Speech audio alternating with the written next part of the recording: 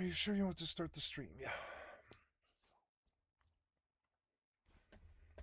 Hi guys, I'm back.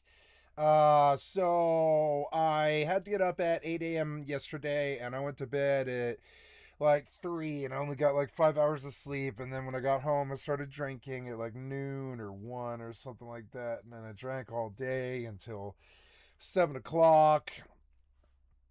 And then I ate dinner with my mother, and I slept from 7 until 11. And I caught up a little bit of sleep, but I'm still totally out of it. And I'm just here to play some video games and go on about the business. I had intended to leave my stream on, but I'm so used to shutting it off that I shut it off, which isn't a thing. Which is a thing.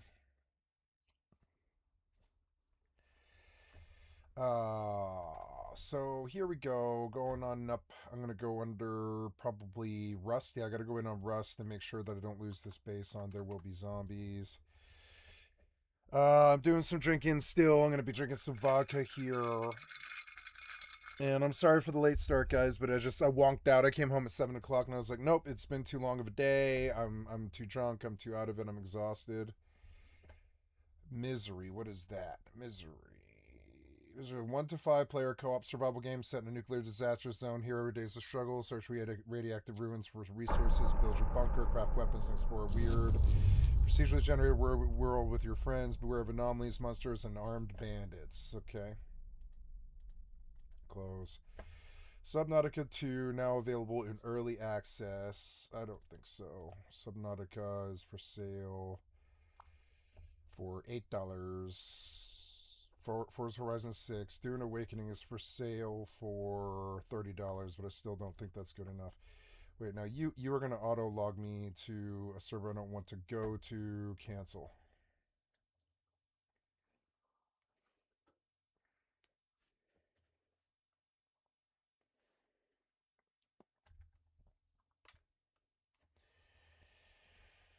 Upgrade hard, raid harder. This month's update brings you workbench upgrades, the new mortar, improved tin can alarm, as well as model refreshes and remakes, plus many quality of life improvements, bug fixes, and more.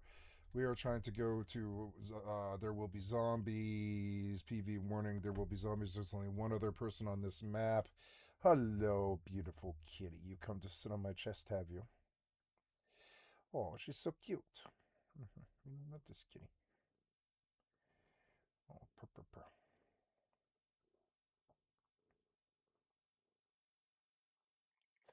I love feeling so close to you, kitty. We're such a good little duo.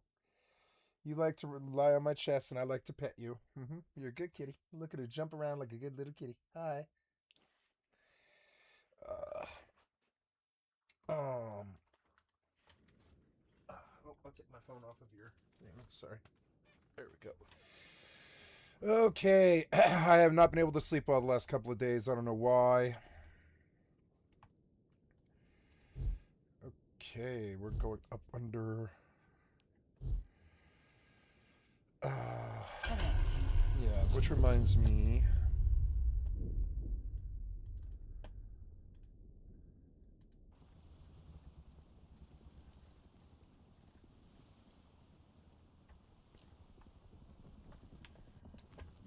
Good. My base is intact. I'm just gonna get in.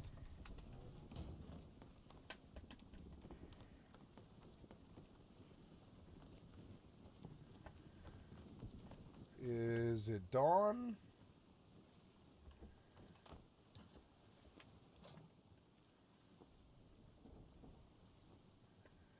I don't know. But anyways, I have done this server and I am done with this. I just wanted to get in and see, make sure that I don't lose this boat. But I'm not in the mood to play Rust, unfortunately. Undock. Wish to big. Tarak around Epic Agents. Oops. Take out the auxiliary power array and lose Trevake, so let's go. Gotta make sure that all the channels are right. Yep, everything is all good. All the channels are right. There we go. It's a good day. Oh, unknown user.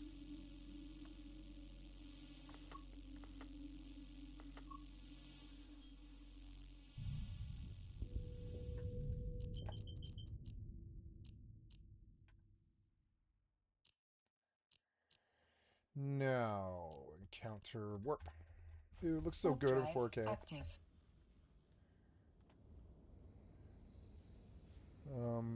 Is that right? No, it's something to do with the OBS, I guess.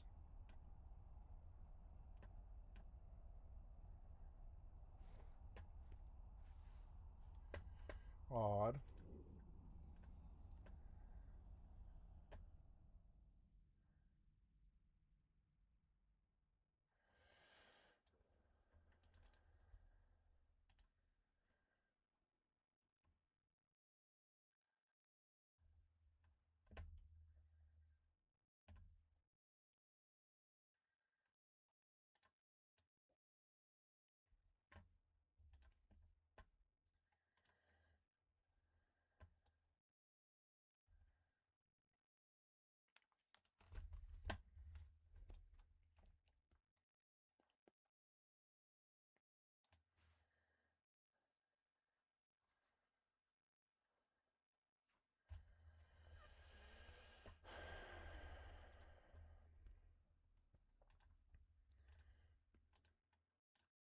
Okay.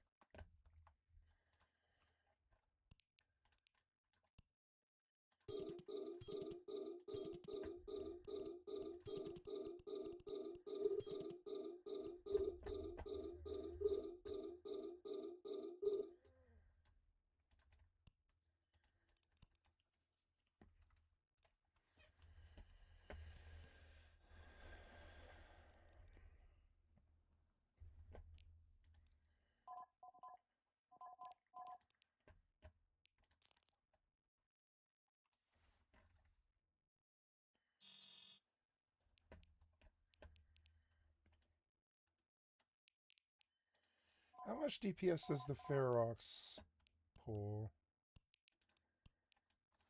when it's loaded? It even has drones. No, how's it fits?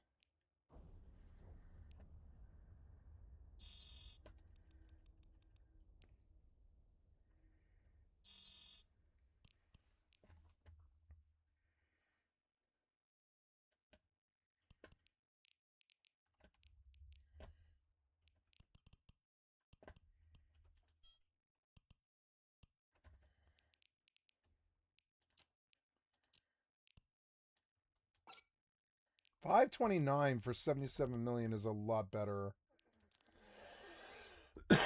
it's a battle cruiser and it's slower, but it's a better deal.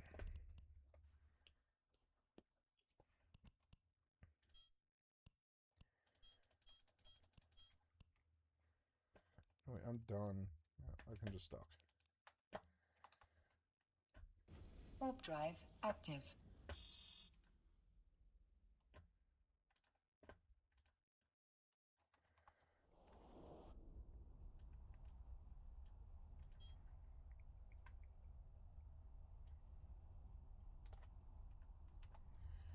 Oh, I was gonna launch X4.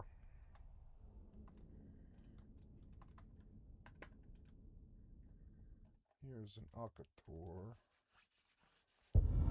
Docking permission requested. Docking request accepted. It's a little loud.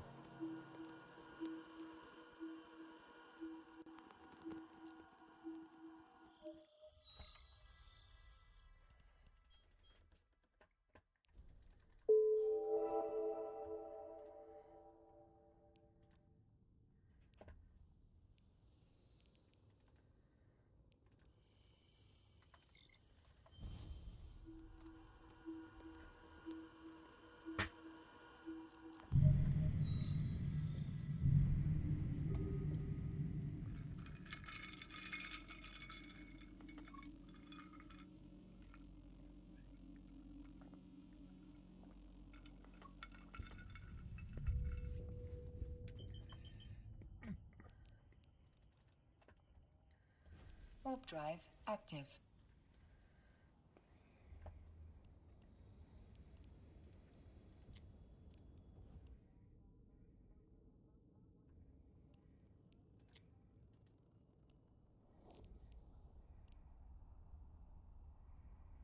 Coherent aura processing.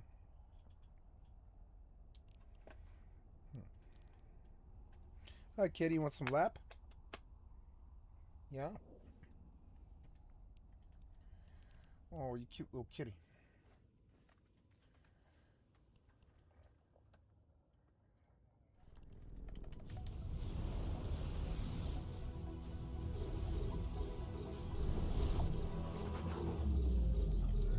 It is full of stars.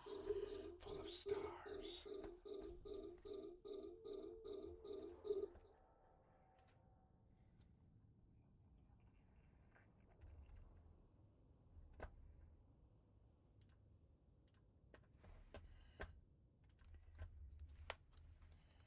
Let's go look at OneDrive because I think it's hiding my saves. Did you load? Oh no.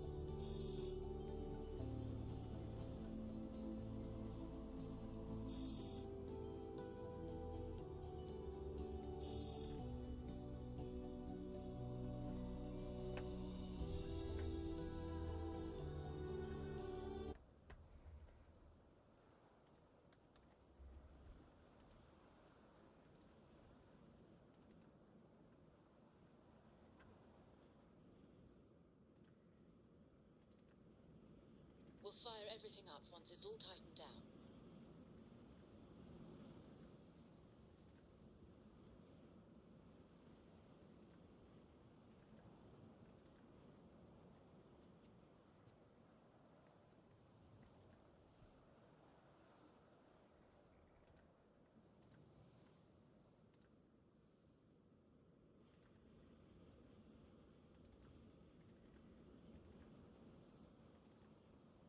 That sucks.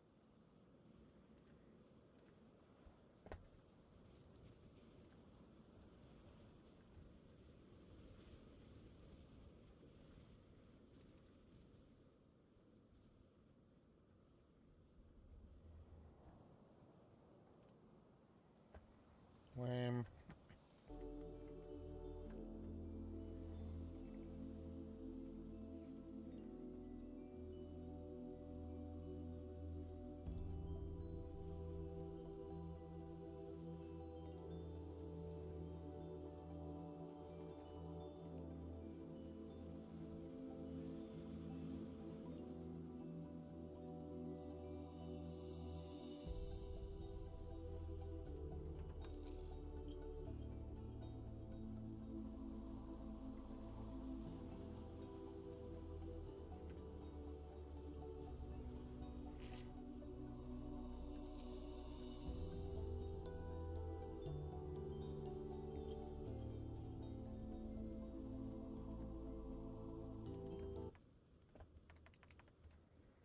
Ooh, pretty.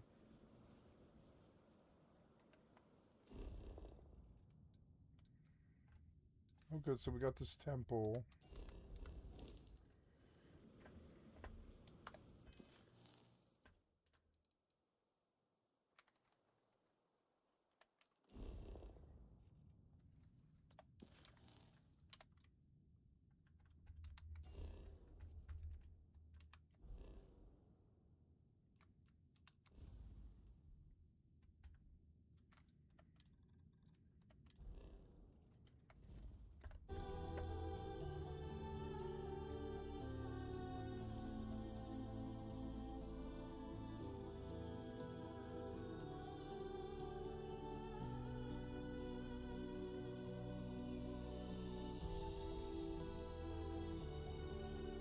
Oh, my kitty, I love you.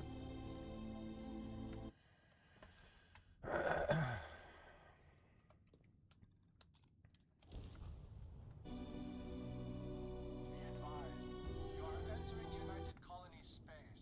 Please maintain course and prepare to be scanned. Scan complete. You are clear to land at New Atlantis.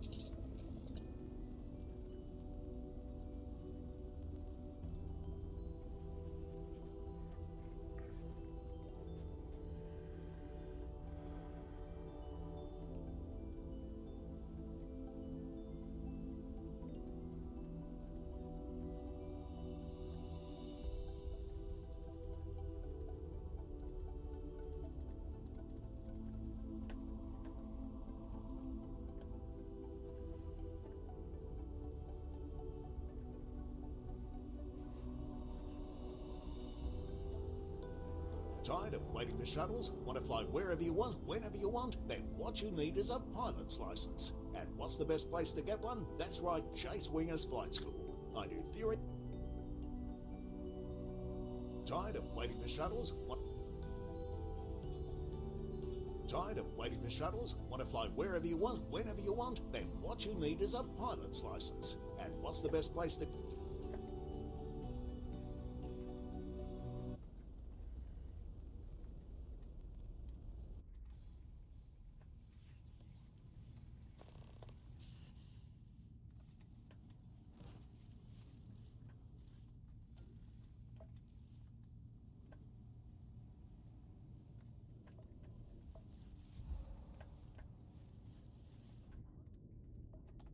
Got a few sites around the station where the others are already doing the loop. My attention's glue is on this. Be doing the checks and marks on the repairs from here.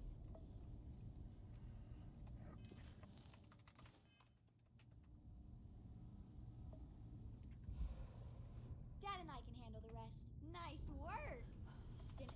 Dad and I can handle the rest. Why am I bleeding?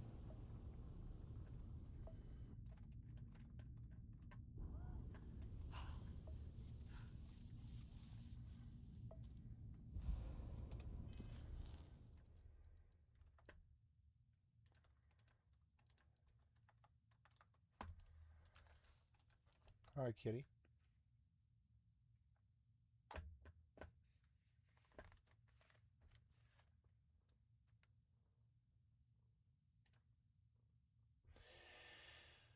Starfield, I am on the quest short-sighted, and I'm supposed to check in with everyone, which I have done, but now the quest indicator wants me to leave the station, but the quest doesn't move forward. What do I do?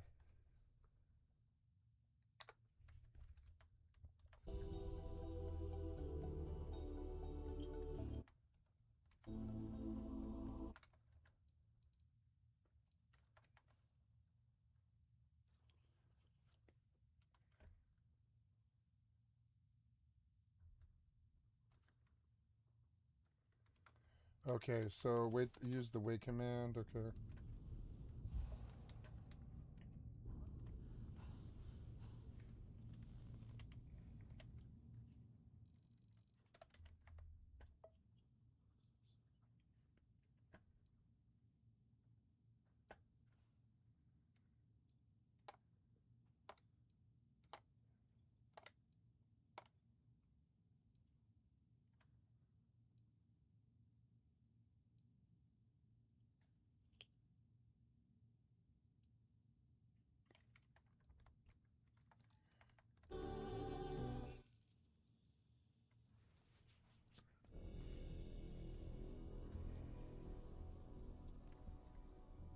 Seriously, we're already 3 months out of cadet school and they still fob us off with housekeeping jobs.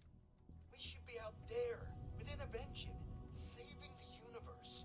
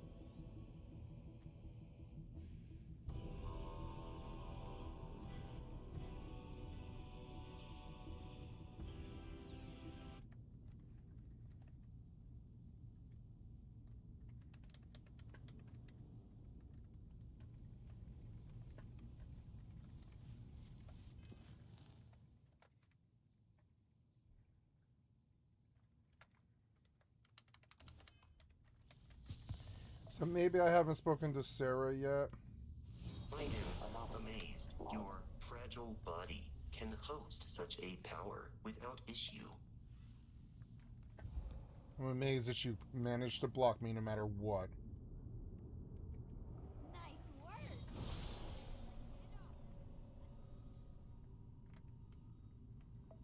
Thanks again.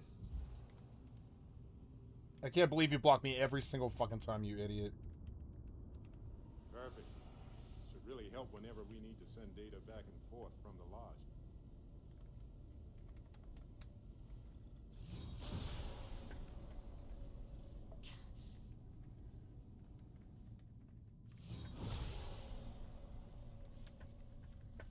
Where is Sarah? She's not here.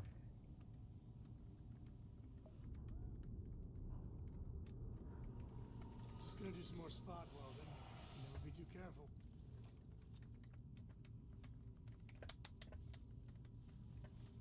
Thank you again.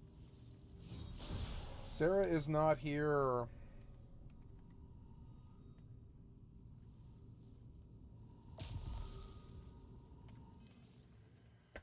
Okay, I don't know. Let's try and reassign her. Oh, maybe I have to go on the ship to talk to her? That might actually be what it is. Okay.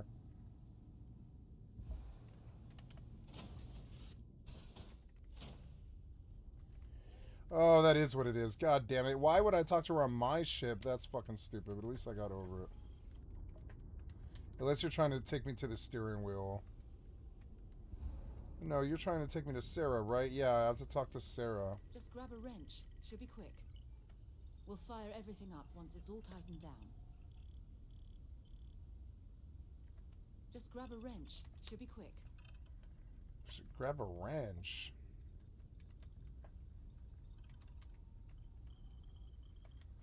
We'll fire everything up once it's all tightened down. Grab a wrench. No, I think it wants me to talk to Sarah. She's on my ship as opposed to on the eye. What should I do?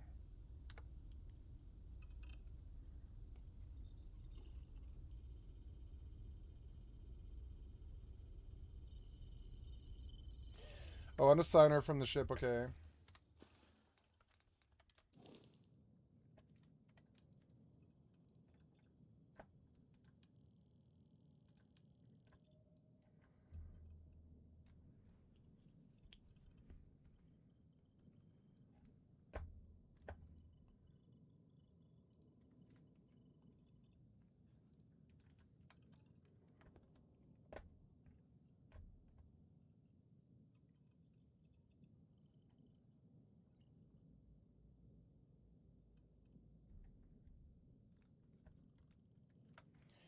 Okay, so... Okay, I could go to the lodge as a solution to this, okay.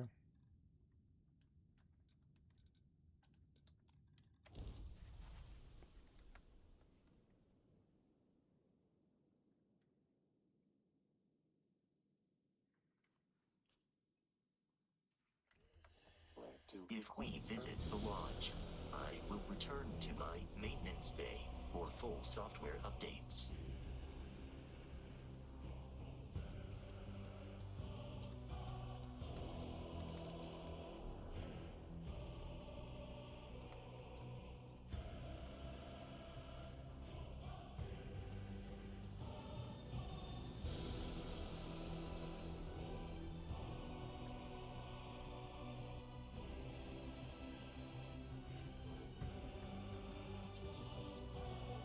Middle mouse button is not direct mouse steering.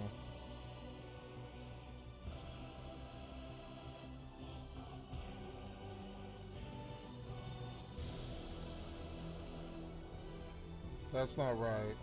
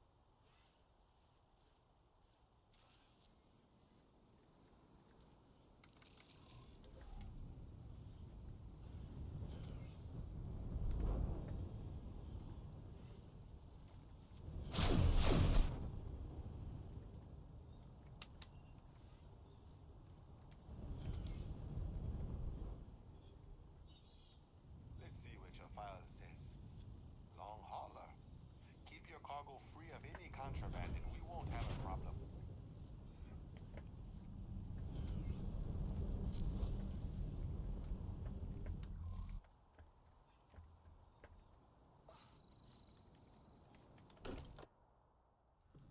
Relieved that the lodge remains intact.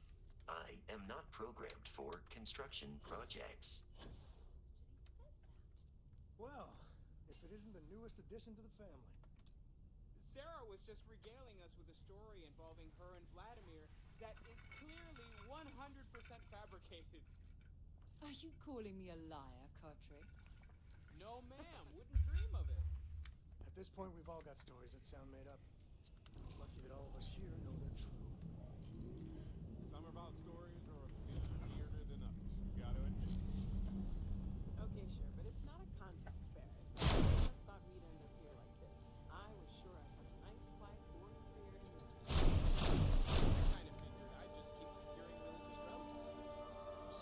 Sorry, I couldn't quite hear that. Did you say securing or stealing? You're never gonna let it go, are you? You should know by now that is not how water operates. He never lets anything go. It's gotten him this far. Fraser, show your answer. All right. It was perhaps not in the plan, but options. Hey, no judgment here. A few things we're not proud of. And that is one contest Barrett would What about you? Empty space. Autopilot. Engaged. Autopilot. Disengage. No big deal, right?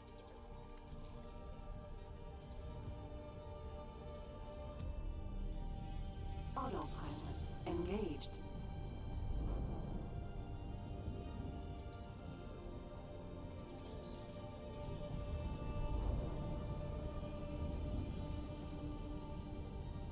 Autopilot. Disengaged.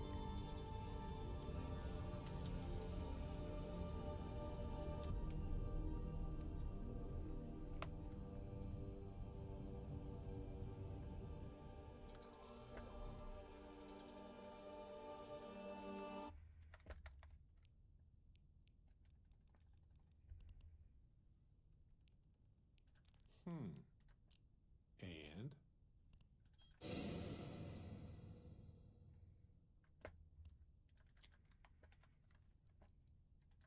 I bet it does. I don't know. Beats most jobs, if you ask me. Certainly weirder than most. This rubber going to wrench say that should be miners quick. don't get to uncover the secrets of the universe, but you kind of did, didn't you? Thanks. Your time it up.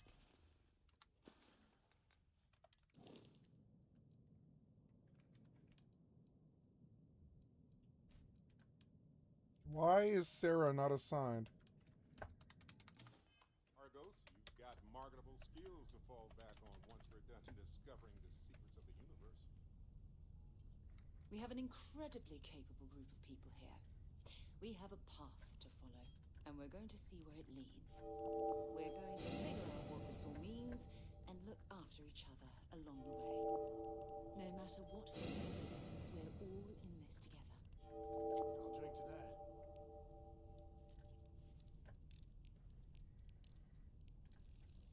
I'd like to talk to you about something when you have the chance.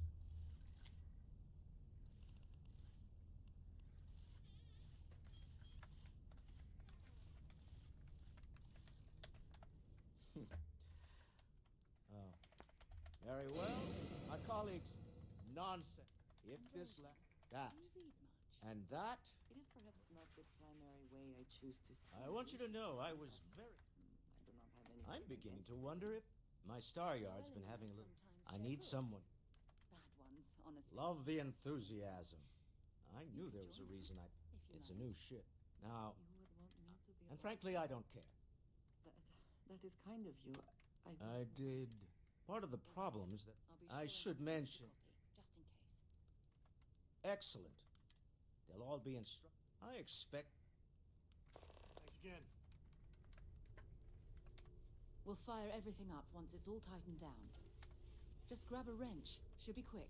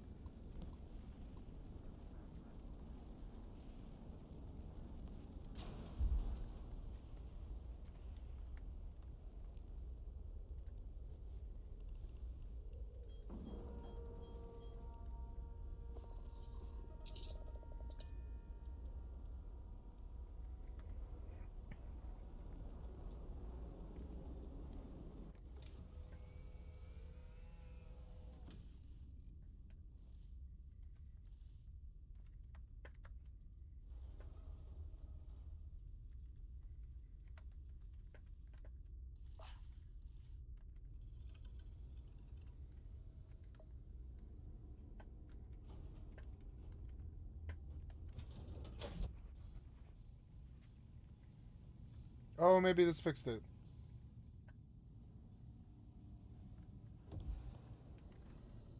Oh, good. Maybe it fixed it. Grab a couple of wrenches and let's tighten this equipment down.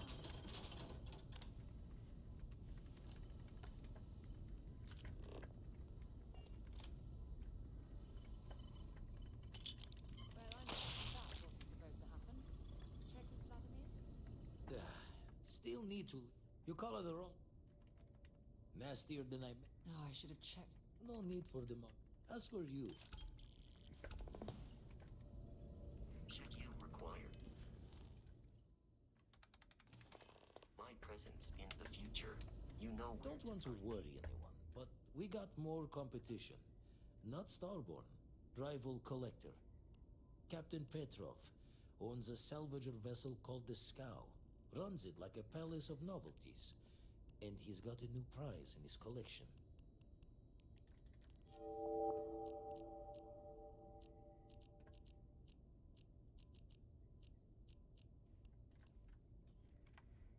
Warp drive active. Reached out to... Think we're gonna... Left a life, not sending you long. Catch a smile up.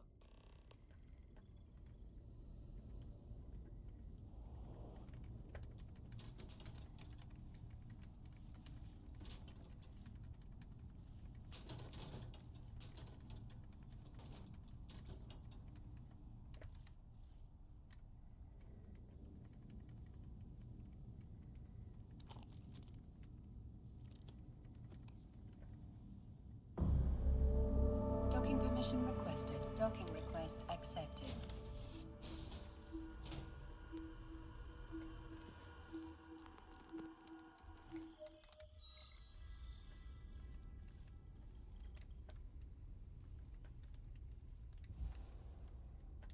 Read any good books lately?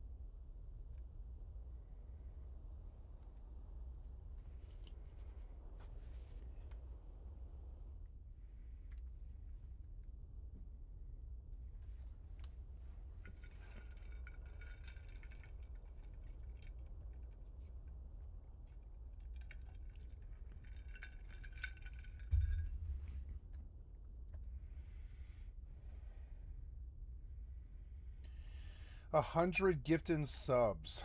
Isn't that $500?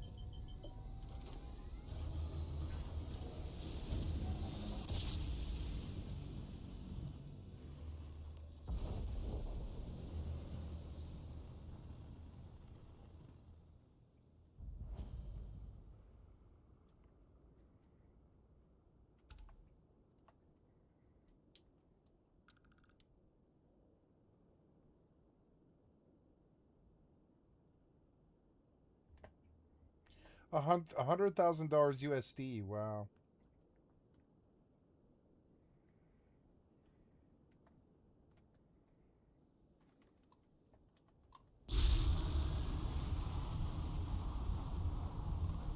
You don't have business with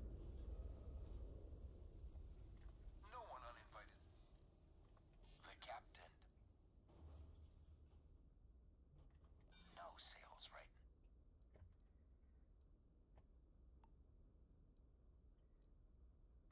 Hey now.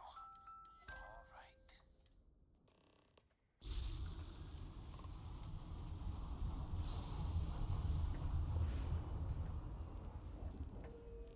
Autopilot engaged.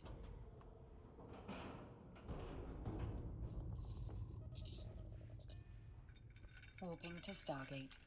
Warp drive active.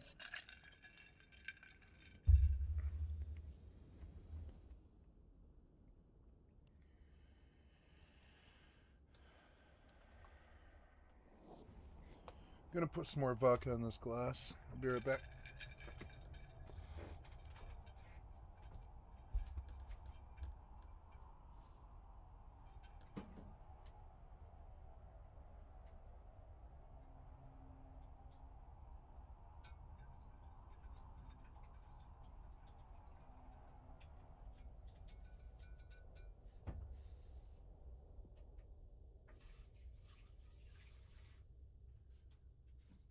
Approaching Stargate.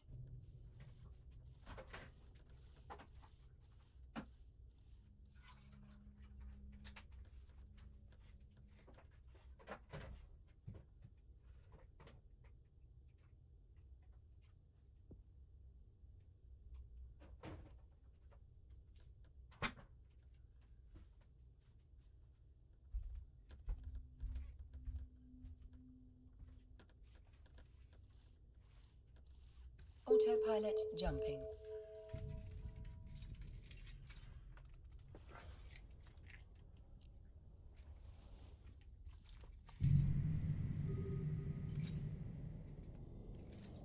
Warping to Stargate. Warp drive active.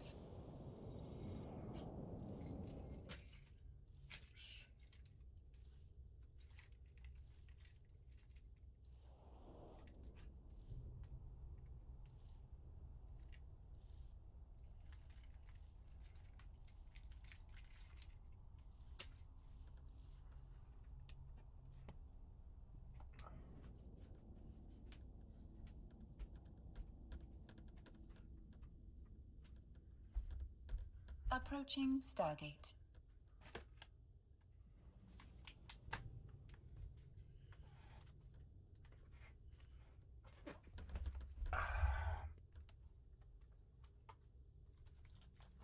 That there is cold.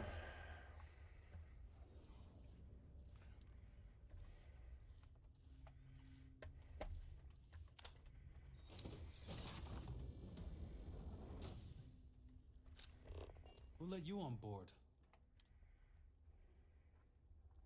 Oh, yes. He's Autopilot You might jumping. find we can be. Go on, then. Petrov's got a hold. Trade it for it. Warping to station. Warp drive active. My schedule is all fucked up. Stupid ass doctor's appointments fucking fucked with me.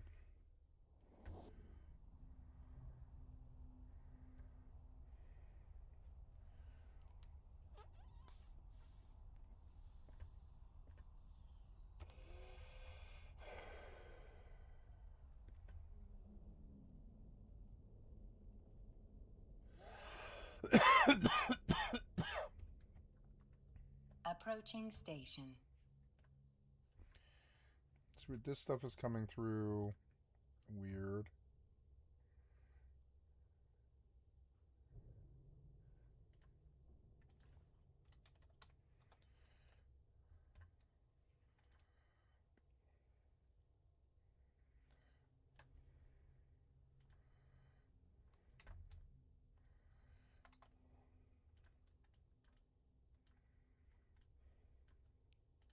Docking permission requested.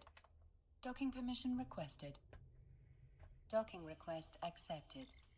Strewn about all over. The good stuff's locked up in a vault for Petrov's own Autopilot disabled. Waypoint reached.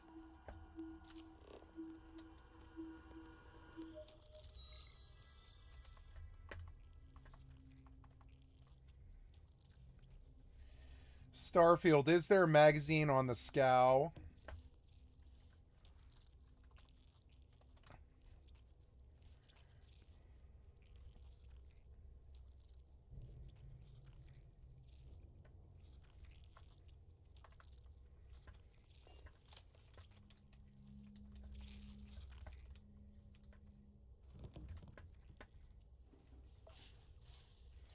Why is Sam Coe following me?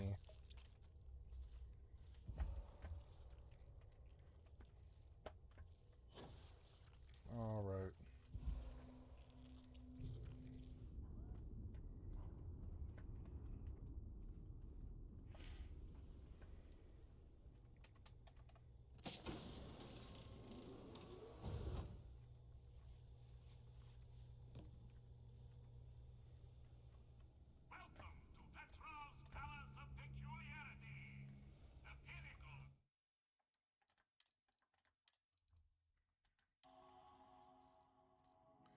Hi, kitty.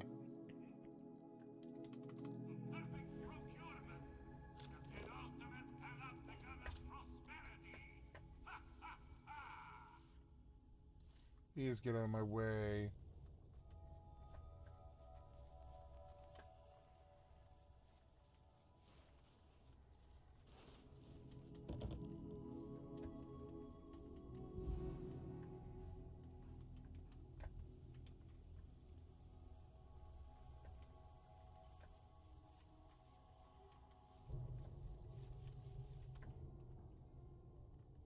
Got work to do.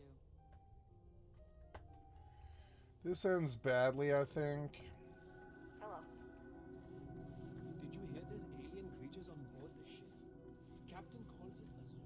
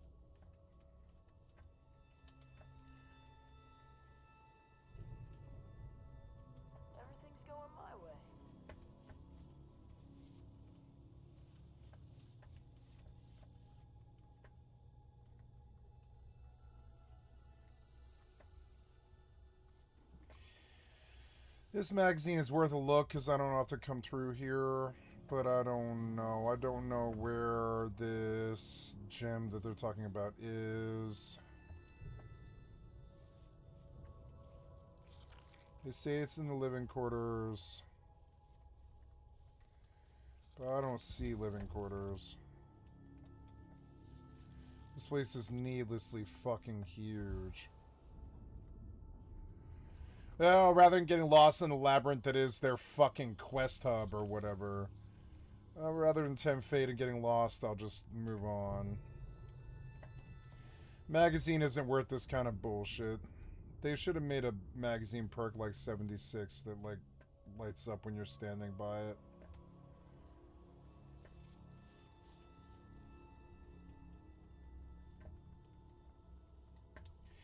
This is the living quarters, I think, but I don't see the magazine lying around.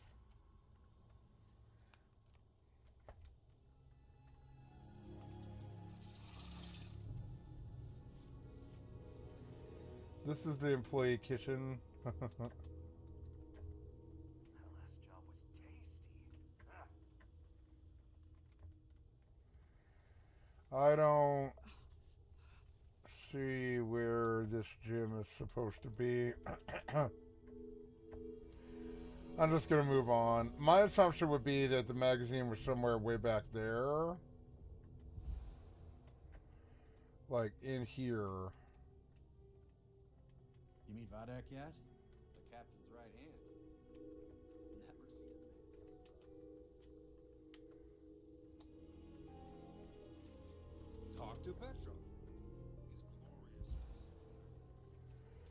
I don't see this magazine lying around on any like anywhere, so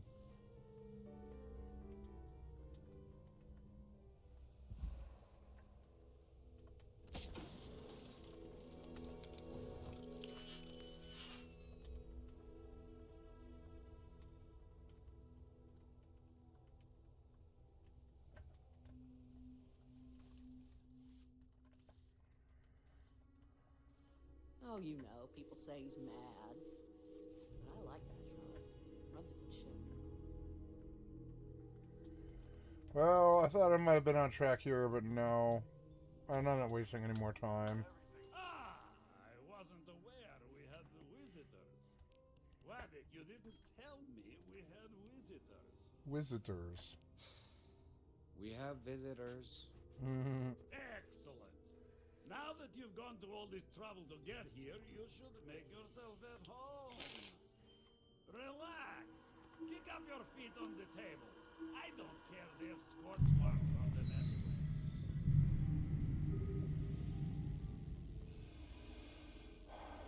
Oh. Between you and me, tempting. No.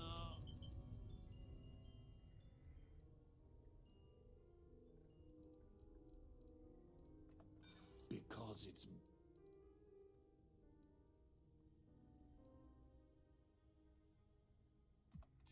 No.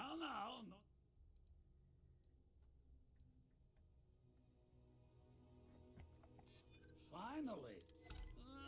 Very well. What's a quick look going to hurt, huh? I know. People look at me and say, Petrov, your whole ship is a destroyer.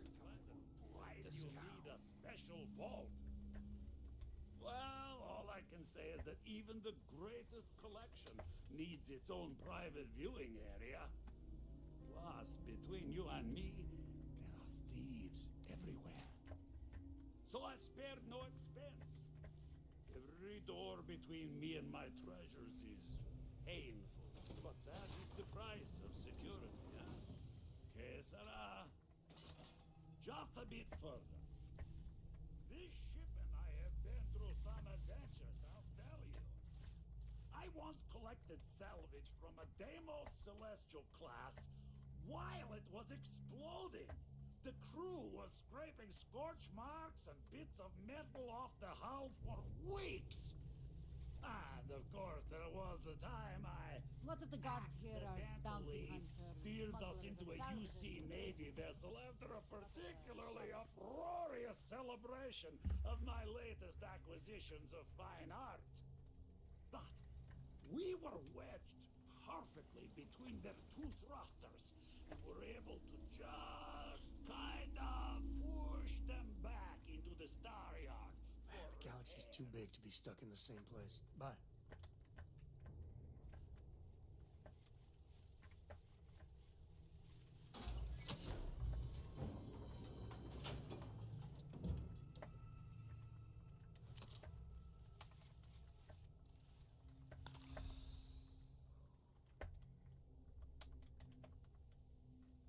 I really don't like the way his head is shaved.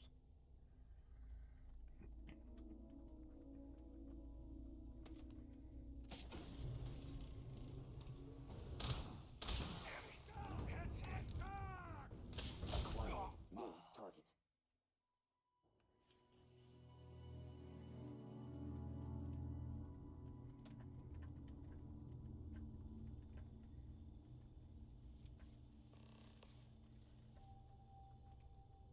And now, the moment itself. Ah, beautifully. The man who sold me this, alas, I've held it. Oh no, and it's only Hey, we're not pirates. Yeah, that does sound...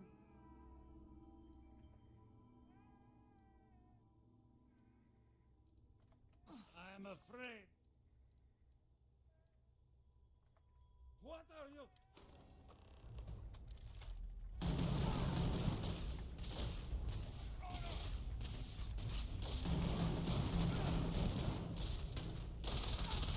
Wait! I surrender! we I make a hell of a surrender! team. Don't kill me!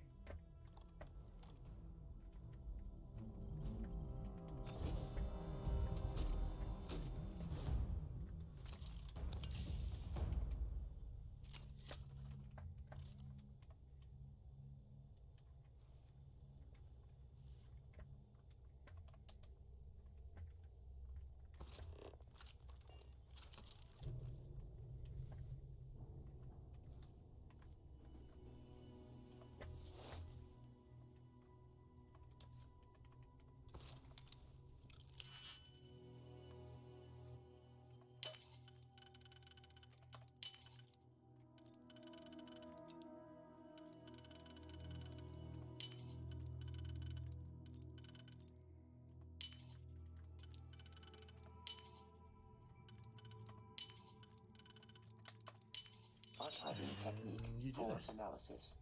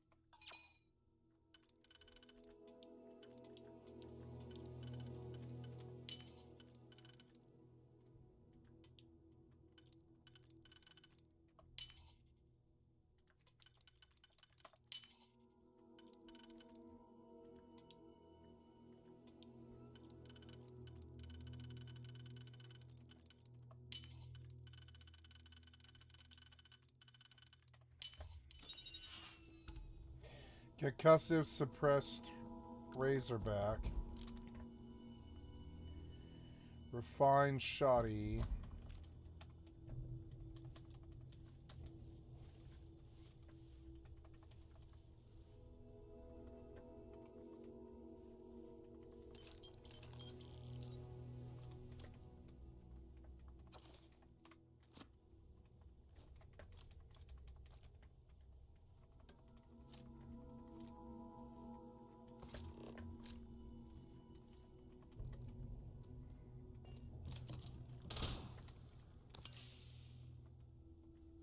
VHS tape.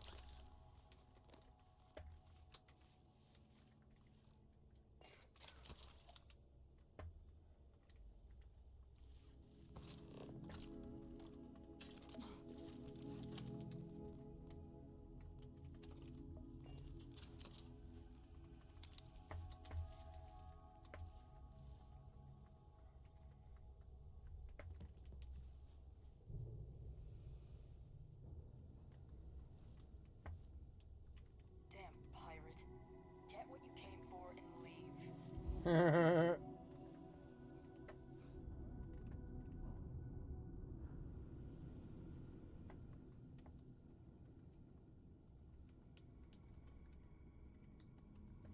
this was the loot, okay.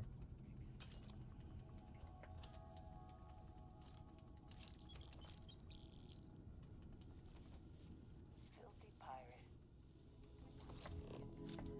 pirate. Yes, you are. You're not real. What do you care?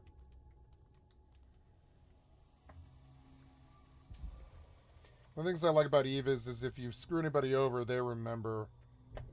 PvE, who cares? Warp drive active.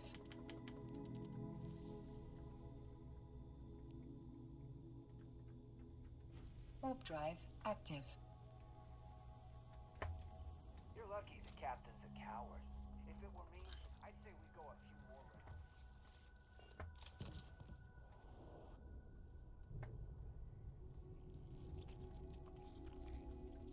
Filthy pirate. We're not gonna forget this. Shut up, you.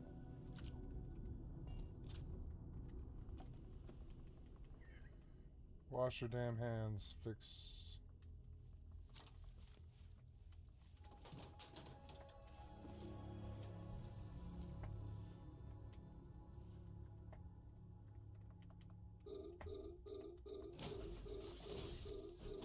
I love the smell of getting back into the harness.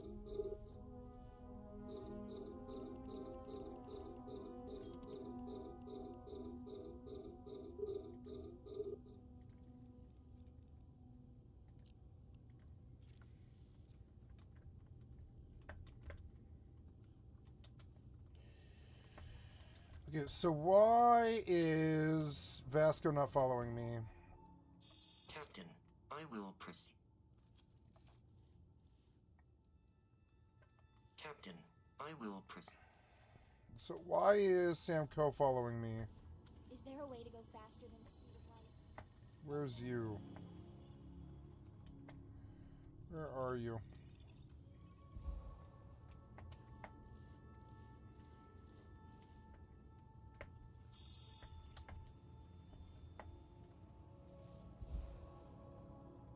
There you are.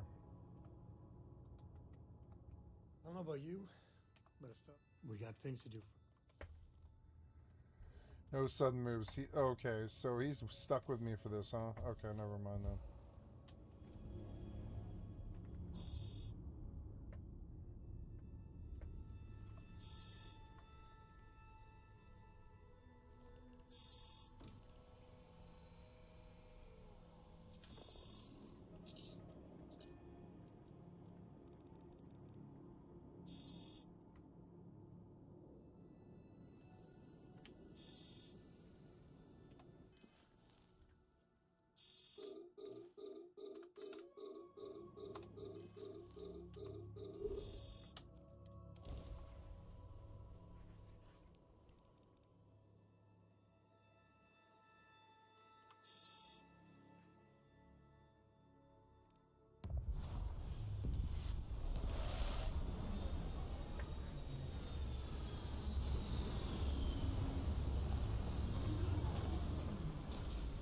Warp drive active.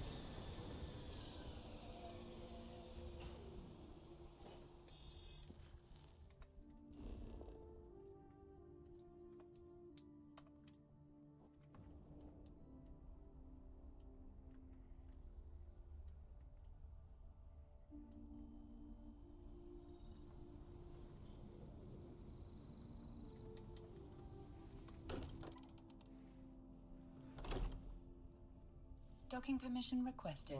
Oh, I left my drink over there. Docking request I'll be accepted. right back.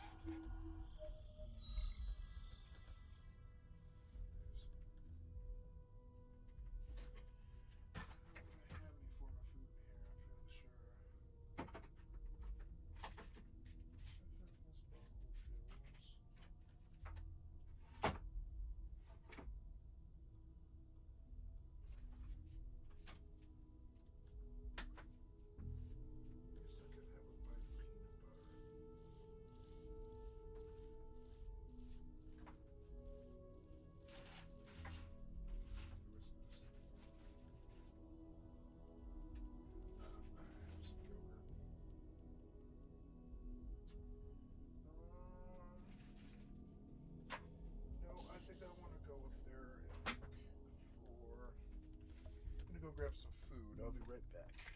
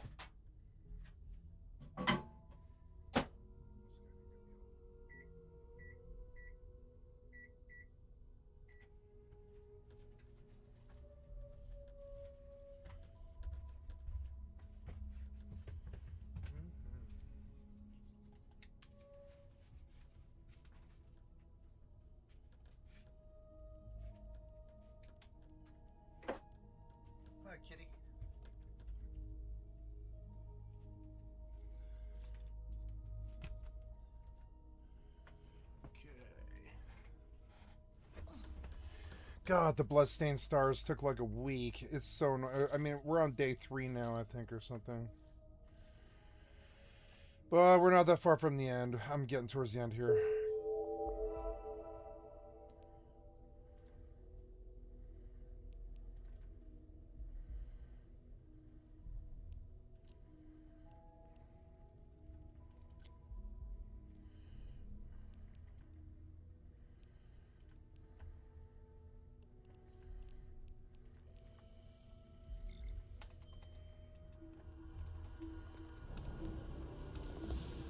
Level 43.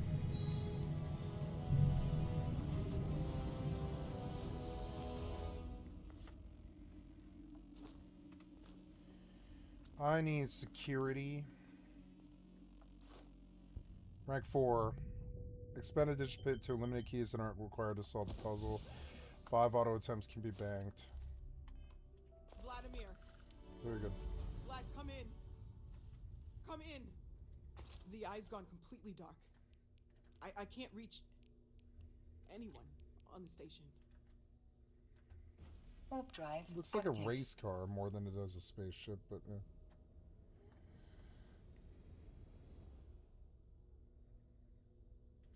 Noel, stop. Vladimir! He already left. Sarah. Hello. Who are you? They call me the Hunter. I'm already on my way. Forget about us. That starborn bastard is after the artifact. Pack up the collection, move it somewhere they can't find it. He's right. We need to bunker down here and get those artifacts. Oh, I left my drink. Oops. Might need every gun to hold that starborn off. What about everyone on the eye? We can't leave them to die up there.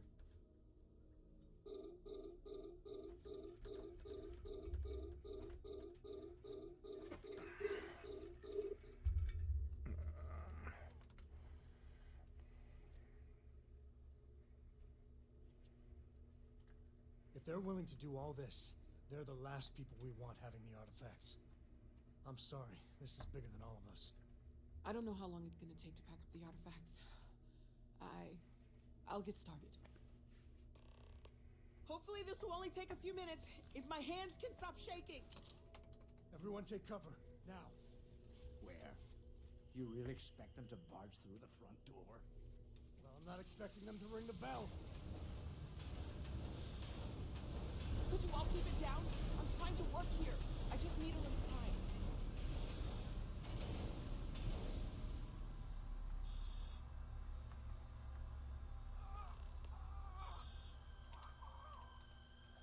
Walter! Are you all right?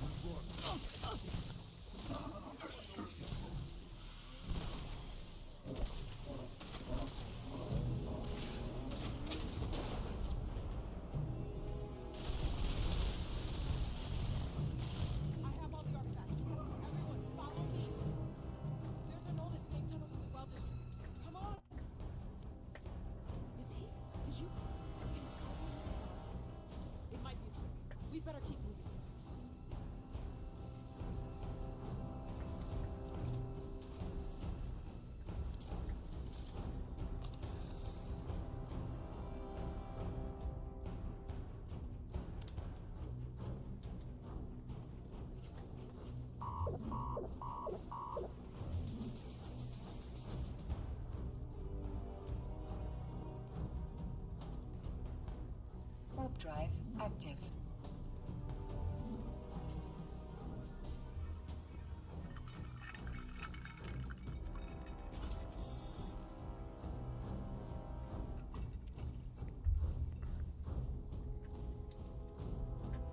I don't know if he's gone, but we can't risk it. Get to the ship!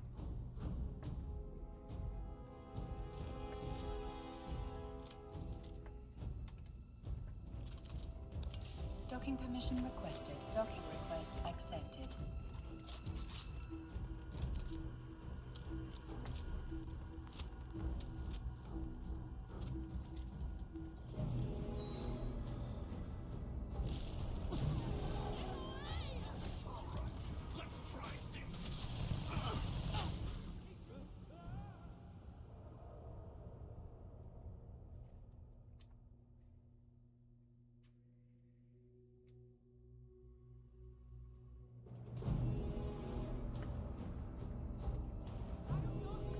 We can't risk it. Get to the ship!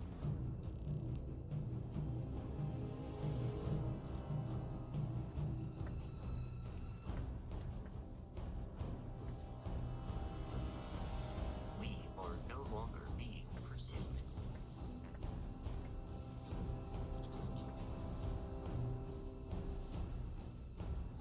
This time there was no attack.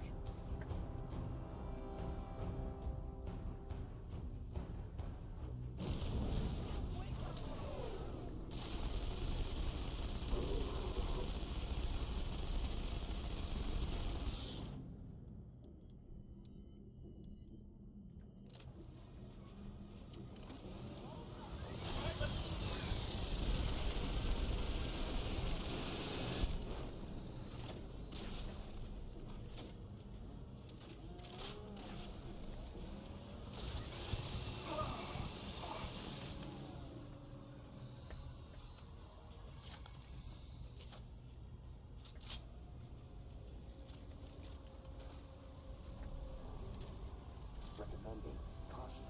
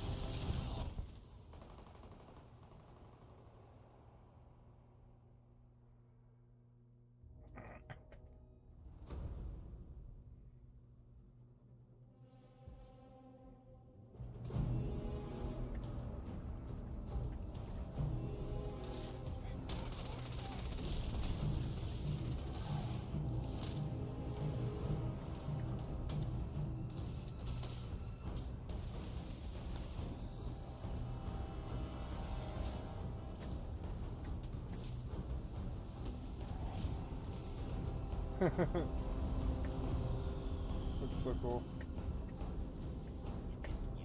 To attempt defeating us.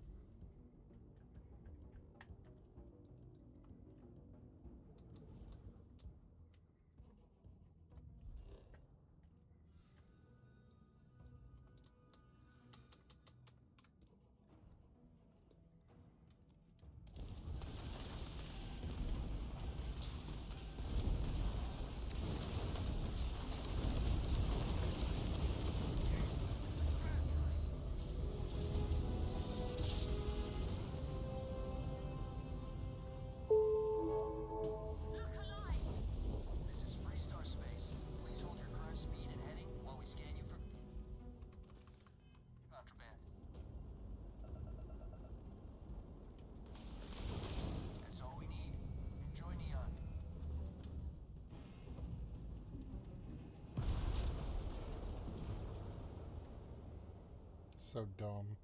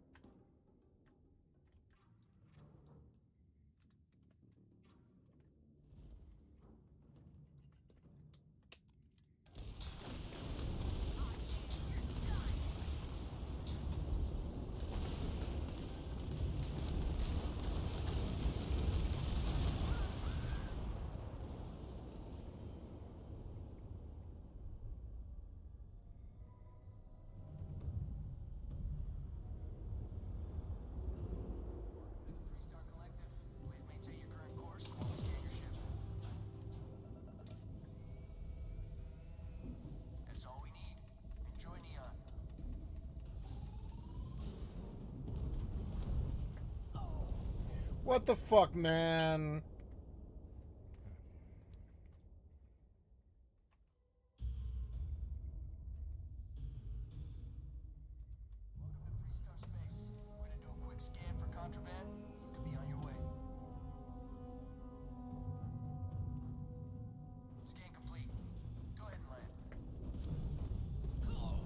What? Come on, motherfucker. You don't think this might be bad design? Piece of shit, cocksucker, brain dead developer.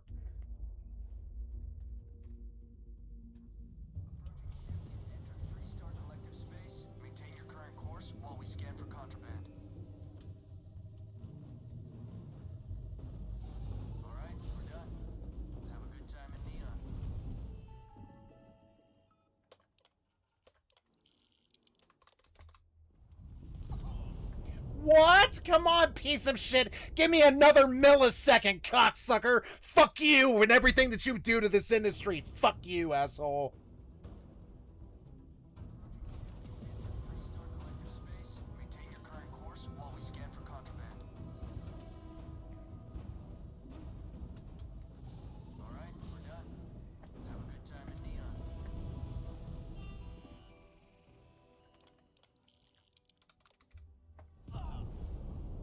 Fuck!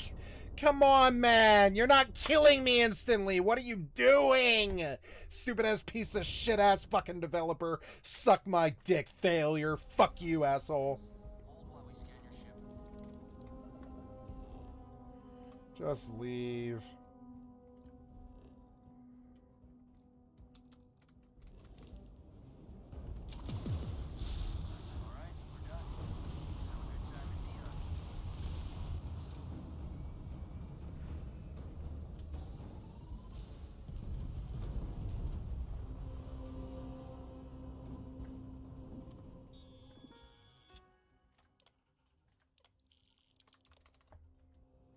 Oh, come on, piece of shit. You did not instant one-shot me from 100 to 0.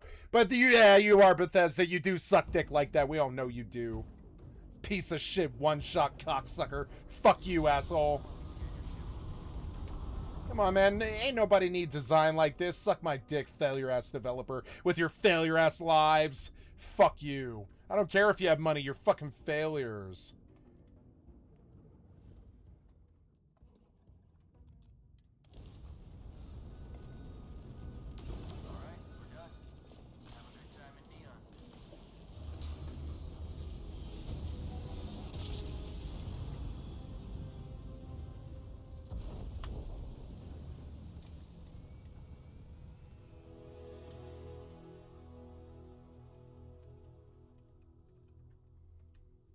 Fucking failure-ass cocksucker developers.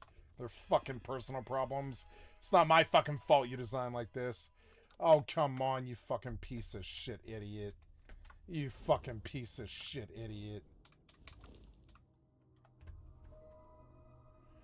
Fucking piece of shit idiot. Piece of shit idiot. Fucking piece of shit idiot. Fucking piece of shit idiot. Why are you wasting my time like this? Fucking failure ass piece of shit idiot developer. Take me the fuck out there somewhere. Take me away from this. Let's go.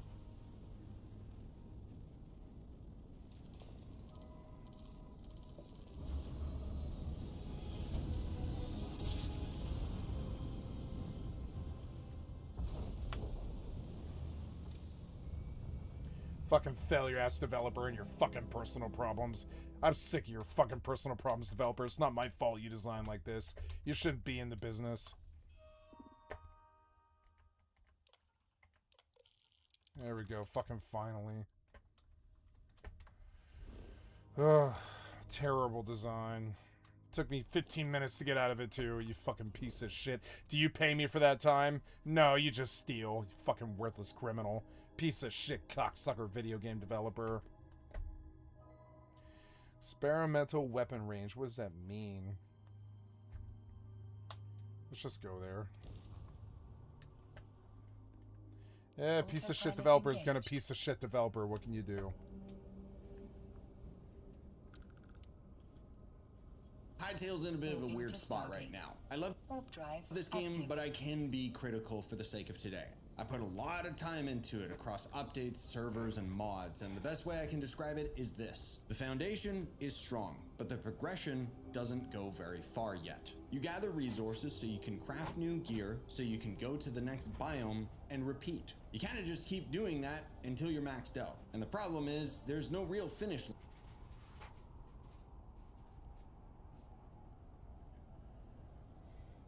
Pause it or what, piece of shit developer? What's your fucking personal problem now, cocksucker? What's your fucking personal problem now, piece of shit? I know you're not loading, fucking idiot-ass developer.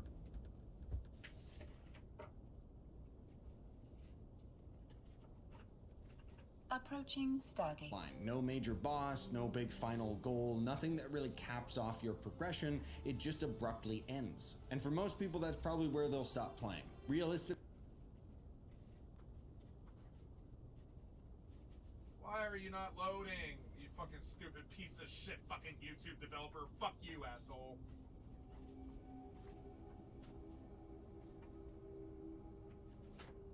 I think the average person might get 10, 20 hours out of this game. I didn't. I've got over 100 hours because unlike Minecraft, where I usually quit once progression is done, Hytale kept me playing mainly because of the build.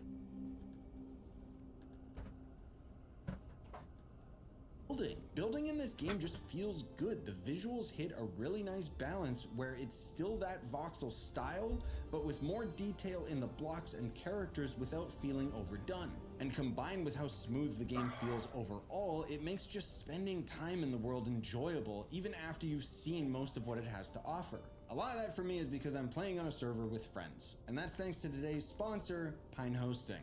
It's easy to set up, runs smoothly, and saves you from dealing with all of the technical hiccups of setting up your own server. If you're interested, I do have an affiliate link in the pinned comment and in the description, but to give you guys a little bit of something, you can use code Sayushi on checkout to get 30% off your first month. And they're not even limited to Hytale, they have like Valheim and Minecraft and stuff as well. In our instance, once we ended up eventually running out of all content, like other that's when the 100-hour server games moved on to using mods. Not right away, I wanted to give modders more time to cook.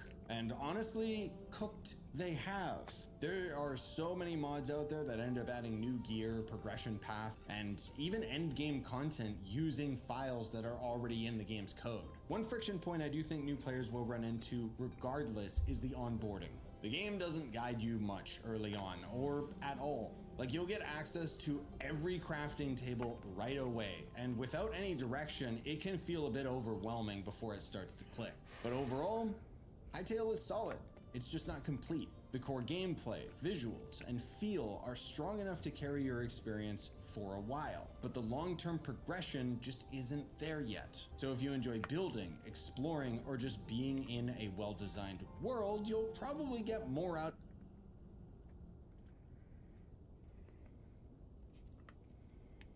Affiliate marketing platform Impact.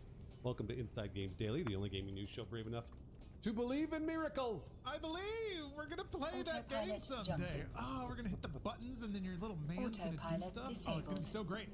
Pre-orders actually do mean a few other things though. We'll finally know the price, which could be bad news. We'll find out. And it means that a release date will be more locked in than ever. So let's hear about the news from the most locked in man there ever was. Brian, what is this coming from here? We're locked in. This comes from several people who posted screenshots of an email on social media. God bless social media, just in this case. Wow. They posted it last night from Impact, the creator affiliate platform, and the offer lists a 5% commission on physical pre-orders for GTA 6 at Best Buy, and this is key, from May 18th to May 21st. So just FYI, if a creator opts into this deal, then they get a tracking link and they receive a commission on all purchases made through that link. I wonder I need one of these links. Yeah, I mean, actually, I have an account on Impact from something else, a different retailer. Oh. And I looked on there to see if I could get into the Best Buy thing, and it wasn't listed for me. I guess I'm not creatory enough, but yeah. I'm familiar with how Impact works because, yeah, it's just all commission links and stuff. But if this is true, then it seemingly confirms that, yeah, Grand Theft Auto 6 pre-orders will open on May 18th. I mean, the physical version at Best Buy at the very least. Yeah, and it does feel unlikely that Best Buy would be like their exclusive pre-order retailer. I don't see that happening. So that would clearly mean that physical and digital pre-orders worldwide would launch that same day too. Yeah, that would make sense. Insider Gaming verified the authenticity of these emails by reviewing 2 emails from separate affiliates. And only a few hours ago, Sanju Das data mined a reference to an event named, quote, CTA_pre-order on the GTA 6 website. Oh, it's happening. It's happening. Now, okay, all right. In the replies, Das does acknowledge that event isn't really referenced anywhere else in the code at the moment. But still, it's called... It just looks like Grand Theft Auto 5 to me, with a little bit more personality. We're just getting so close. It's so exciting. So stoked. All right. So, boys, let's say that it's true. The pre-orders will open Monday, May 18th. What does this mean? I feel like maybe a third trailer? Third trailer. That's a safe bet. I think most people have been predicting. I've been watching the Reddit Nostradamus predict when this trailer is going to be. Somebody thought it was going to be today. Other people thought it was going to be Monday, so we'll see. And on Monday, if the pre-orders do open, we will finally know the price and the date. Theoretically, we already know the date, provided you believe it, that it's real. But yeah, the price is the bigger question mark. Because I think if it were 70, we would have known that by now. They would have just said, it'll be 70, don't worry. But they haven't said that. That's the problem. Take-Two CEO Strauss Zelnick was worryingly non-committal, is the phrase I'll use, when asked about how much GTA 6 would cost at the Icon Gaming Executive Conference last month. Rather than just say it'll be $70, so don't worry, instead waxed philosophic about delivering more value in a game than they charge in price. So it's, you know, it's never a good sign when a CEO steps back and it's like, well, let's define value. What is money? That just means it's going to be really expensive. It's $80. That's an $80 game. I'm saying right now it's $80. As far as release dates go, current date of November 19th that's looking more realistic now, I feel like, because if it's, maybe that's a few months ahead of it, so the closer we get. Zelnick only indirectly reaffirmed this date at Icon, quipping that he thought a lot of people will be calling in sick on November 19th, but that's reassuring. If he's saying that, that's, I know Rockstar can sometimes delay a lot, but sounds good. It does. It sounds really good. Take-Two stock jumped in value about 5% from yesterday's close at $228.15 to opening at $240 this morning. That's very, very good. Take-Two also has an earnings call scheduled Thursday, May 21st. But it'd be awfully nice to brag about your millions of pre-orders to your investors for that earnings call if they open up on the 18th. Right, which is another reason this date sounds more likely than not. With that said, we owe you a word of caution. This could all be a mistake. could just be a placeholder date that Impact put in some theoretical campaign that they hadn't actually secured with Best Buy yet, and on and on and on, and then somebody forgot about it. So it could all be fake, but these are the likely steps leading up to an actual game launch. Especially the timing about the investor call is really interesting. Yeah, because that gives you about a week and a half to really reel in those numbers and brag about them and tell your investors you're about to make more money than God. Yeah, I feel like this feels real to me. This gives them a lot of runway to just hype, and GTA I feel like is one of those pillars of gaming, like that, Call of Duty, Minecraft, that like even normies are aware of. So I think I'll bet it's ready or super close, and they feel comfortable like, yeah, let's pull the trigger and let's just get this giant machinery going. Yeah, it all seems real to me as well. This all seems like it's kind of verified and been double verified, and you know, the fact that pre-orders open and people spend a bunch of money on pre-orders, I guess they could still delay the game, but they probably won't. That doesn't seem like very likely to take pre-orders and then delay it. One thing I am gonna say is, I said this before on when we were talking about price for GTA 6. This game is at least $80. I mean, like, I really think it's a hard 80 here. I think we're going straight at $80, unless there's somehow more than 80. Which, I mean, they could charge it and people will pay. Sadly, we're all going to beg on our knees for a GTA to be $80 and not 90 or 100. We're all gonna be, thank you so much, Strauss. So hopefully we stick at 80 and it doesn't go any higher than that. It's going to be 80, but you only get one garage. 90, you get 5 garages. $80 gets you one wheel. You want the rest of them? Although I do like the idea of grinding around on the streets of Vice City with a one-wheeled car. Hey, what's more Florida than that? Sheesh. Yeah, Bruce, what you said about being thankful that it's only 80, yeah, that really hit. You're right about that. Yeah, they'd be leaving money on the table to only charge $70 for this, and to some degree maybe even 80. What I'm excited to see is given that it is going to be a sort of like generational cultural event, what are retailers going to do to try to get people in stores? You know, the Best Buy angle of this. Clearly, they're working with Impact to make influencers sell physical pre-orders, which will get people to go into the store to pick it up. But I imagine there's going to be a load of other like incentives or add-ons, deals that Rockstar or Take-Two reach with individual retailers. I don't know if that means like special editions, a Best Buy exclusive edition, or maybe just like a poster, like some little cheap doohickey that you can get for free if you pick it up at this retailer versus that one.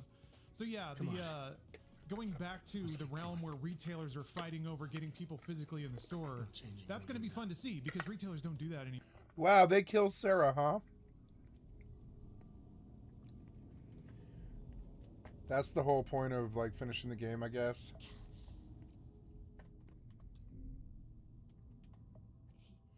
He came out of nowhere.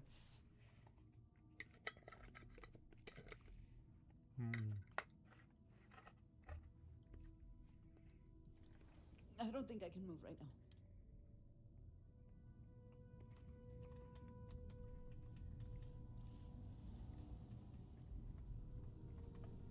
Okay. I'll be fine.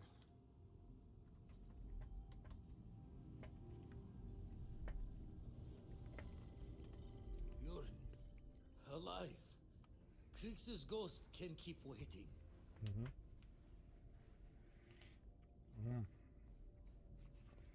Scalloped potatoes with ham was actually so good. It was so filling. It's what I needed. No tears for the old. Got the others to worry about.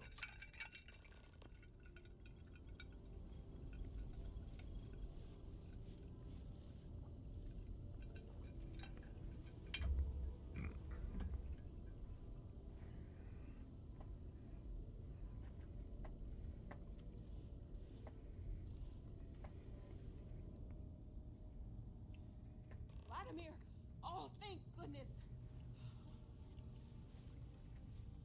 Where's Sarah? She's gone. Poor Sarah. Warp drive active. They killed my wife. No. On the last one, I married Lodge and the Eye are not secure. Andreja, so I didn't lose Sarah. Got the right of it. The hunter, but the fact that... So we put the... Fine idea. Here.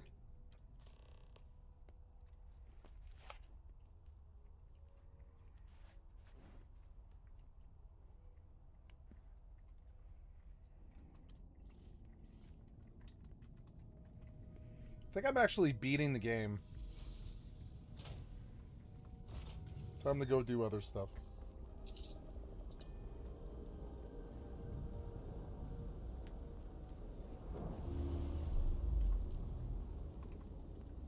Anymore. There's not really a reason. Everything's gone digital. Which also makes me wonder, I wonder if there's going to be a difference in the digital versions. You know, will PlayStation have some little extra doohickey with their version that Xbox won't have, or vice versa? Will there maybe even be an ultra premium edition available on one of those services that's not available on the other? That doesn't seem likely. I feel like they probably have to maintain parity between the Xbox or PlayStation versions. But when it comes to the physical side of it, I feel like there's a lot more wiggle room for retailers to compete and try to come up with cool ideas to get your business. So I hope that they do. I hope that they fight for us and our GTA 6 dollars. Oh, I don't know if they're going to fight for us so much as they're going to take our money. Yeah, they got it. They got it already. That's true. Yeah, they know they have it already. Thank you very much for watching Inside Games. Welcome to Inside Games Daily, the only gaming news show brave enough to report that after all the drama, Subnautica 2 is a massive hit. Good games win in the end. You love to see it. Yes, after years of players just begging to go back underwater, we crave the asphyxiation, it seems, and enough legal battles to kill a whole whale. Subnautica 2 has officially arrived in early access today. It's already blowing up on Steam. I don't know, Brian, you wrote blowing on Steam. Well, what's going on? It's shooting out of Steam's blowhole. Is that better? Keeping with the nautical reference. Yeah, so I found a release that said it sold more than 1 million copies in less than a day, which is pretty great. I mean, that's, you know, what more do you want? 1 million copies. And I feel like at the same time as I looked at Steam charts, more than 460,000 concurrent players. That was just hours after it released. That made it the 4th most played game on Steam, behind the usual ones. You can rattle them off by heart: Counter-Strike 2, Dota 2, and PUBG Battlegrounds. Yeah, that number may actually undersell how massive Subnautica 2's launch is. The Steam player count doesn't include people playing through the Epic Game Store or on Xbox, where the game also launched in early access. So that's great. Yeah, no, that's astounding. I didn't know it was that outrageous this quickly. Yeah, I think the biggest deal is that it's the 4th most played game on Steam, and it's a few hours after its early access launch on a Thursday morning, Thursday So afternoon. Subnautica 2 is really big, huh? Player numbers. Usually it waits until the first weekend, so we haven't even seen where this is going to go yet. Yeah, but the huge debut didn't come out of nowhere. Before the release, Subnautica 2 reportedly racked up 5 million wish lists and was the most wish-listed game on Steam. So there was a lot of excitement around it.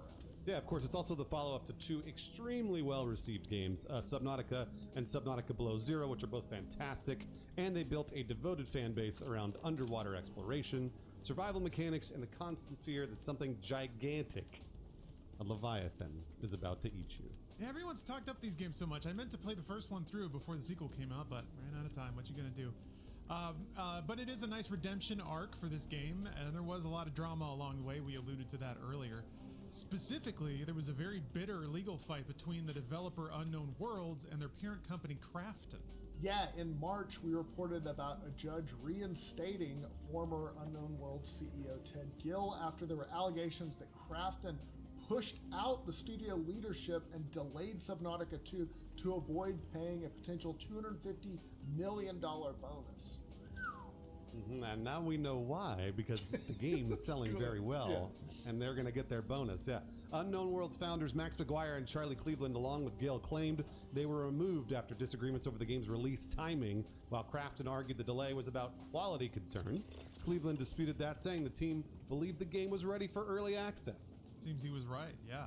The judge ultimately ruled that Crafton improperly removed the studio's leadership and extended the developer's bonus eligibility window into September 2026 and potentially beyond, but it doesn't seem like they're going to need it. Yeah, and all that context makes the strong reception of the game a big deal. One of the arguments around the whole dispute was whether Unknown Worlds had been rushing the game out the door to secure their bonus, or whether Crafton had been intentionally delaying a game that was ready to launch to avoid paying this big bonus.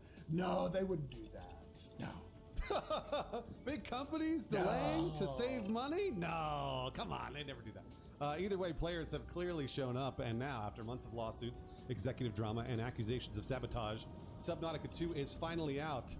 And it's looking good. Yeah, and man, hats off to the leaders of Unknown Worlds for successfully navigating this whole situation. They really held them, they managed it really well. They put out the right statements at the right time. They pursued all the legal action and found the remedies. It doesn't really turn out this way for the good guy that often. Starfield, what is the armillary under in the build menu?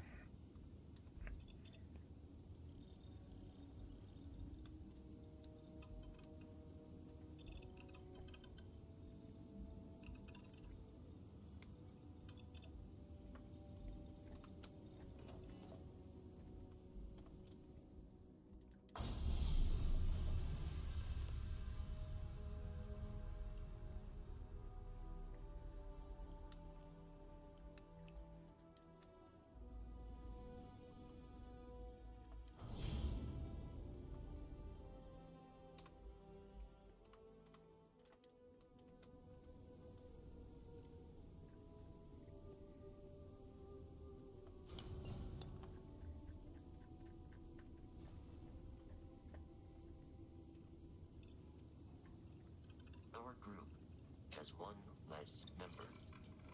That will lower our overall effectiveness in all areas.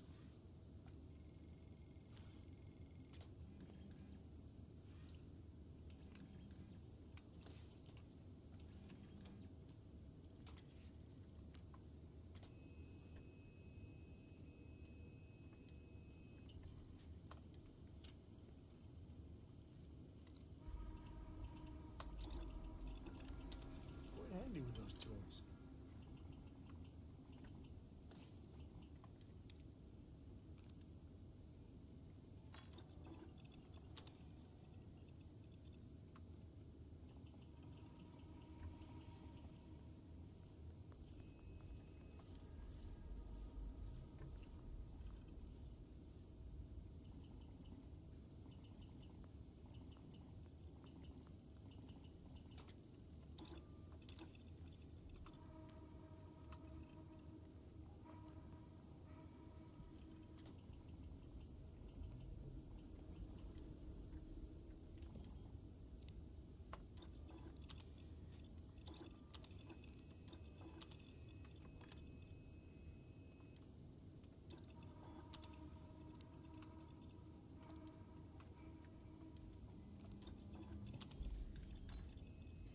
Oh, I blew 200k upgrading this mag shear.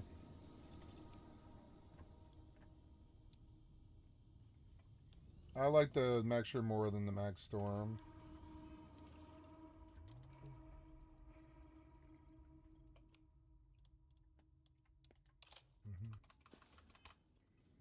I love this gun.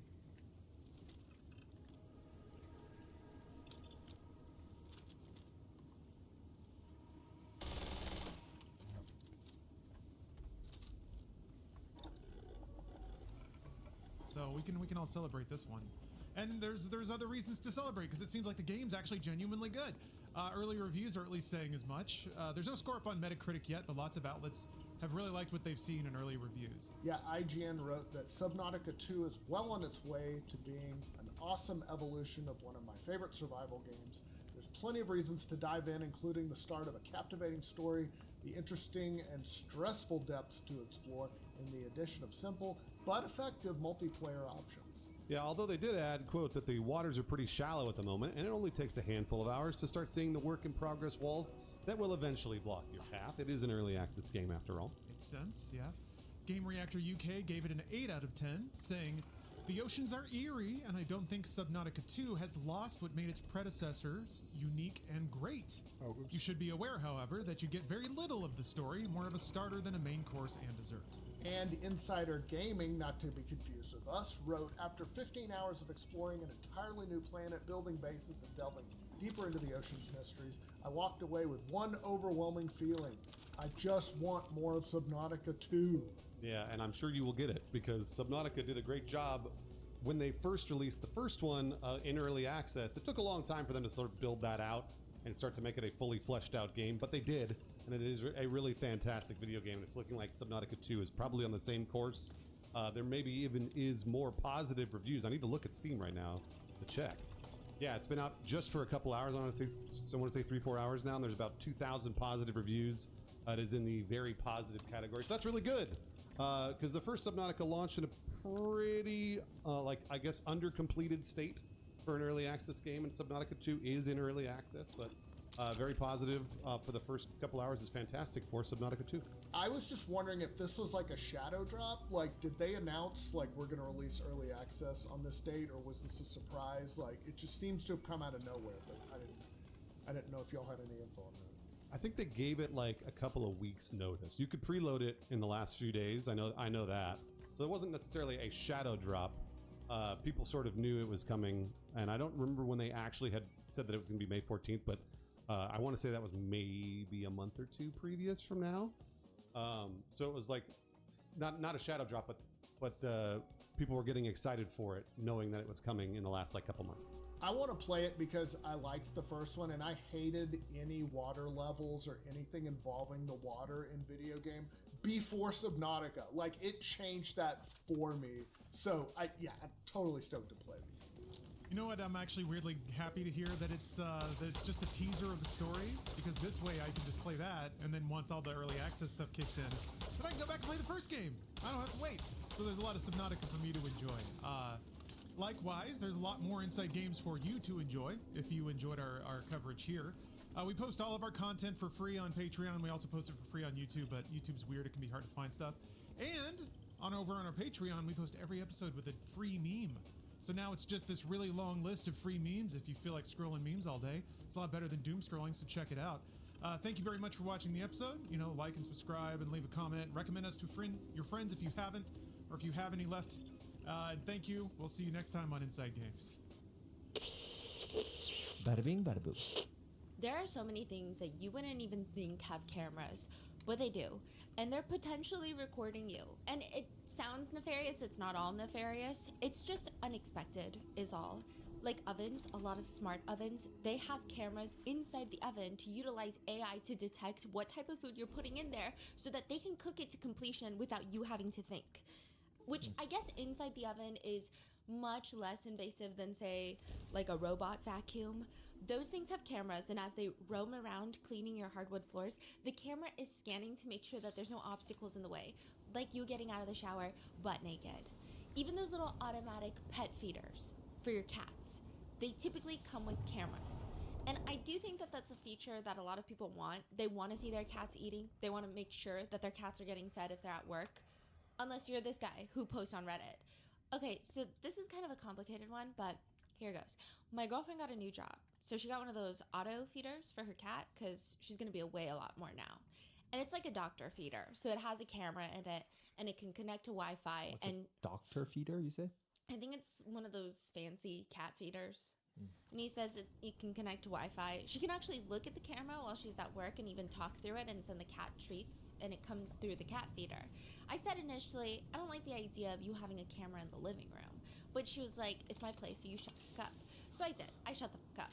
Anyhow, flash forward a couple of weeks on a Friday. I get out early, and I was supposed to go to her place that night, but I just went out like 2 in the afternoon to chill until she got back home from work. I lay down on the couch. I completely forget about the camera, and I eventually start self-pleasuring because that's something that I just do.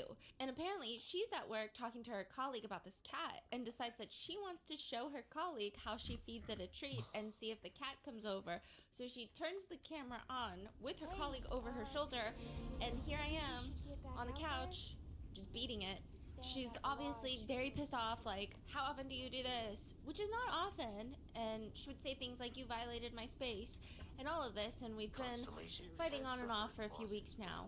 And then to top it off, her colleague found my Instagram and has been liking some of my photos, like even ones that my girlfriend's not even in, and it's just kind of got me thinking, like, am I the asshole? I mean, that feels honestly more like a user problem than a cat feeder with a built-in camera problem. The cat feeders will just capture the cats sprinting to the feeder typically, and you'll hear the food come out, the kittens being startled by the new... There's a lot of viral cat feeder videos. The cat food will tumble out, and then the kittens will get so scared they jump like 3 feet in the air like a circus animal. It's usually just like more on the wholesome spectrum. People just love the cat videos, which is exactly why Tony and Ivy, this is a couple with 2 cats.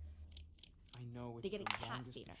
So Tony and Ivy and their 2 cats, and they get that cat feeder and they put it in their house. Oh no, and on what's that this sound? particular day, this cat feeder is picking up something, just a lot of things, alarming things. But there's no built-in system to call the authorities because something is alarming, or even call the people who own the pet feeder.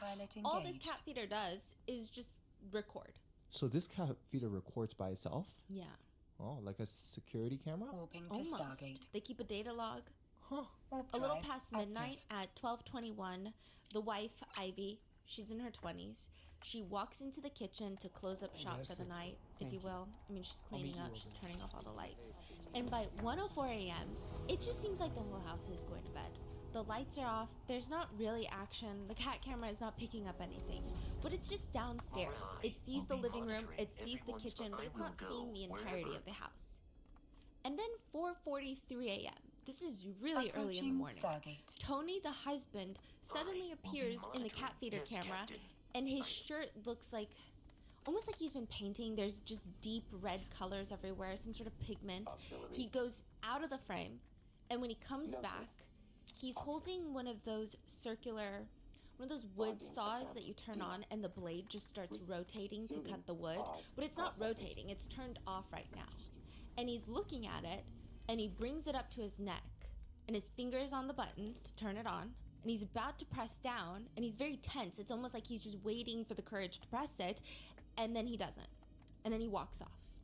Then the next time he's caught on the pet feeder, his entire arm is swollen. There's like this thick red liquid on him, and it's very clear that it's blood. Like there's just blood everywhere. But Tony himself is not injured. Not even a little bit. Like that circular saw, he didn't do anything. There's no injuries on him. There's not even a cut or a bruise really, other than his swollen arm. So where's all this blood coming from? And what has he been doing all night? And why is it that we haven't seen Ivy since midnight? And what is he gonna do when he realizes that this cat feeder is recording his every move?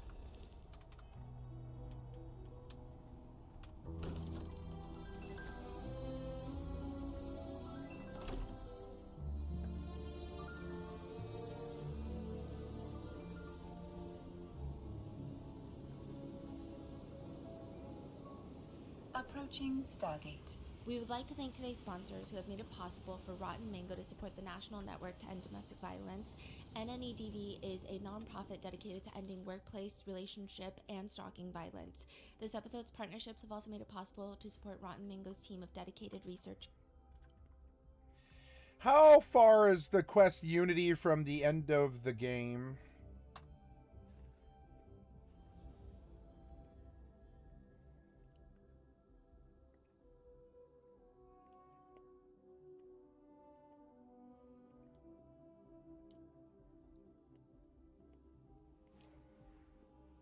Autopilot jumping.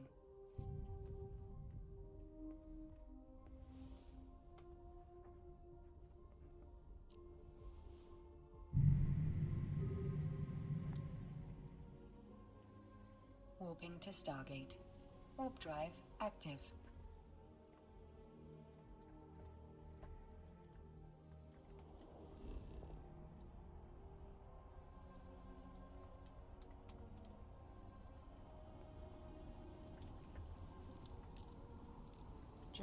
We'd also like to thank you guys for your continued support.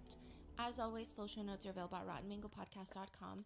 Today's case involves topics like DV, so please watch with discretion. We also worked with our professional Chinese translators since the news was, it takes place in the US, but it's a lot There was a lot more discussion in Chinese media about this case, but a lot of quotes, statements may be translated and shortened or condensed for brevity. So with that being said, let's get into it. Chinese is arguably one of the hardest languages to learn, and I'm not just saying that as somebody who has been trying to half-heartedly learn this language for the past 12 years of my life being with my Chinese husband.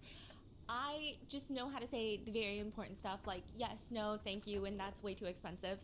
But there are words in the Chinese language that mean one thing, but also sound like another thing, and there's a lot of these. So for example, cup sounds like tragedy. Can you say cup? Sure. I guess cups is like 悲剧. How do you say tragedy? Tragedy, 悲剧. So it sounds so much alike that there are now sayings in Chinese where they say life is like a cup. If it's washed, it breaks. Life is like a tragedy. If it's washed, it breaks. It's like a play on words. They say porridge sounds like. So on social media, a lot of younger people will say things like I porridge you instead of I like you. Can you say porridge? 我稀饭 like okay 喜欢 稀饭 and 喜欢. Right, okay. The fruit pear sounds a lot like pressure, they say. So people will say like you feel a mountain of pear. So the fruit, the pear. 压力山大. Okay. So instead of saying like I feel a mountain of pressure, they say I feel a mountain of pears. And one of the reasons that you can't even gift somebody a clock or a watch as a gift. So typically in Chinese culture, I think also in Korean culture, although I'm not sure if it stems from this reasoning, but if you give somebody a clock, the word clock, the words give a clock also sound like attend a funeral. Yes, so when you give a clock, that's really bad. So a lot of the times, if you gift somebody a clock or a watch, they will give you $1 in return. So it seems more like a purchase, a trade, versus giving somebody a clock, because you're almost wishing them death. And to make it even trickier, there are even number sounds. So 520 sounds like I love you. People will text 520 instead of texting I love you, and everybody knows exactly what it means. There's the long one. What's the long one? It's like it's like 5201314, like I love you my whole entire life, something like that. So people will just send a sequence of numbers and just think that you get the most deepest, profound confession of love. And May 20 is the Chinese Valentine's Day now. Because it's 520? So I love you. Because numbers just mean a lot of things. Like a lot of Chinese buyers will make sure the house number doesn't sound or mean anything else that sounds negative. Lots of people don't like the number 4 because it sounds like death. But when you're in the Bay Area in San Francisco and you're buying a house where all the tech people are buying a house, it's very difficult to be picky. There's not a lot of options. And the options that are there are already in the midst of bidding wars. You have to act fast. For a 4-bedroom, 2-bathroom house that's less than 2,000 square feet, by the way, 1,800, about 1,800 square feet, which is, okay, that's not a bad size. It's just the fact that it's over $2 million for less than 2,000 square feet. I want to finish this modded run, non-modded run.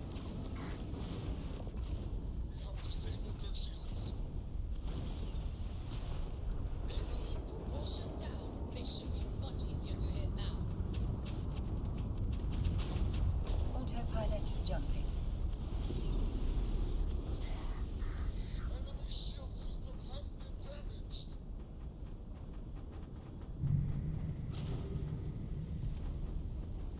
Warping to Stargate. Warp drive active.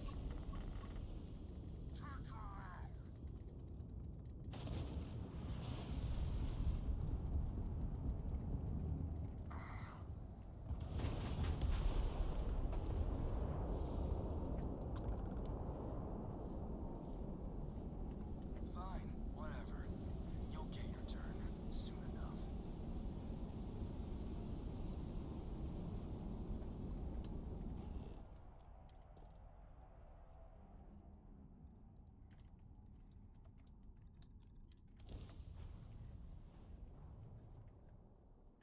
Approaching Stargate.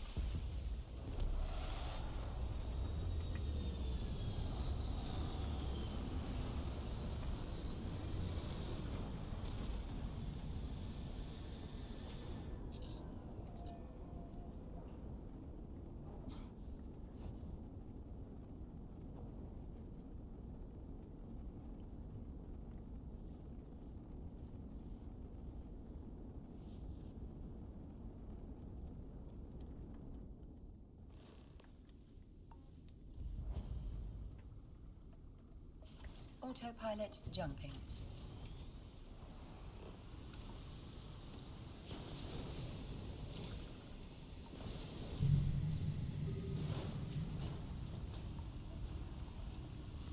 Moving to Stargate. Warp drive active.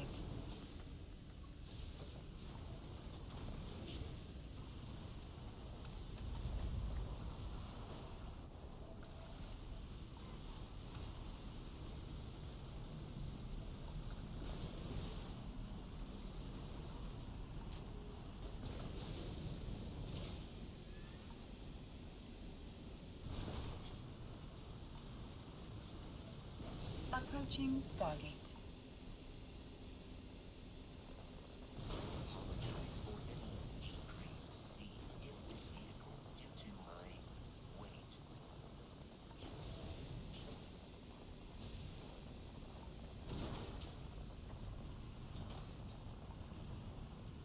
$2 million, and it's a 20-minute drive from Google's campus in SF. It's going to get snatched up. So regardless if the house number is 714, because 714, it sounds in Chinese like wife will die. Regardless of that fact, you're gonna want to get the house. January 15th, 2024. Police are inside a house 714, trying not to flinch at the metallic scent. The officers testified later that you walk into the house and it smells like blood. There's no other way to describe it. Everything smells like blood. You can't smell anything else because everybody's house has a very unique scent. Not that that is important to the officers, but it can tell them a lot. If you smell lots of feces and urine, you could probably come to the conclusion that there is someone that is not well kept here and maybe not even a mentally good state. If you smell other things like the scent of a dead body, you can also, people pick up on the smells. They can't even smell anything but that strong, eye-watering metallic scent.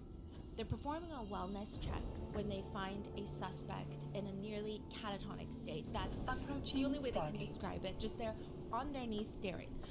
The officers, they broke down the door and there's just a suspect on their knees staring at the wall. It doesn't matter that the officers are slamming down the doors to get in.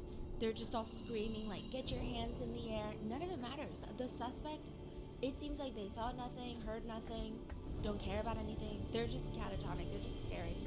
And right next to them is a dead body. The police, they walk the suspect out with their hands firmly behind the back. They're walking past a little cabinet, and this cabinet has a bunch of trinkets on top. They're guiding the suspect out of the house like a dog.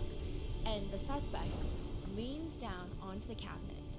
So he leans towards the cabinet and with their mouth bites the top of this picture frame and chucks it like a dog ripping apart a squeaky toy.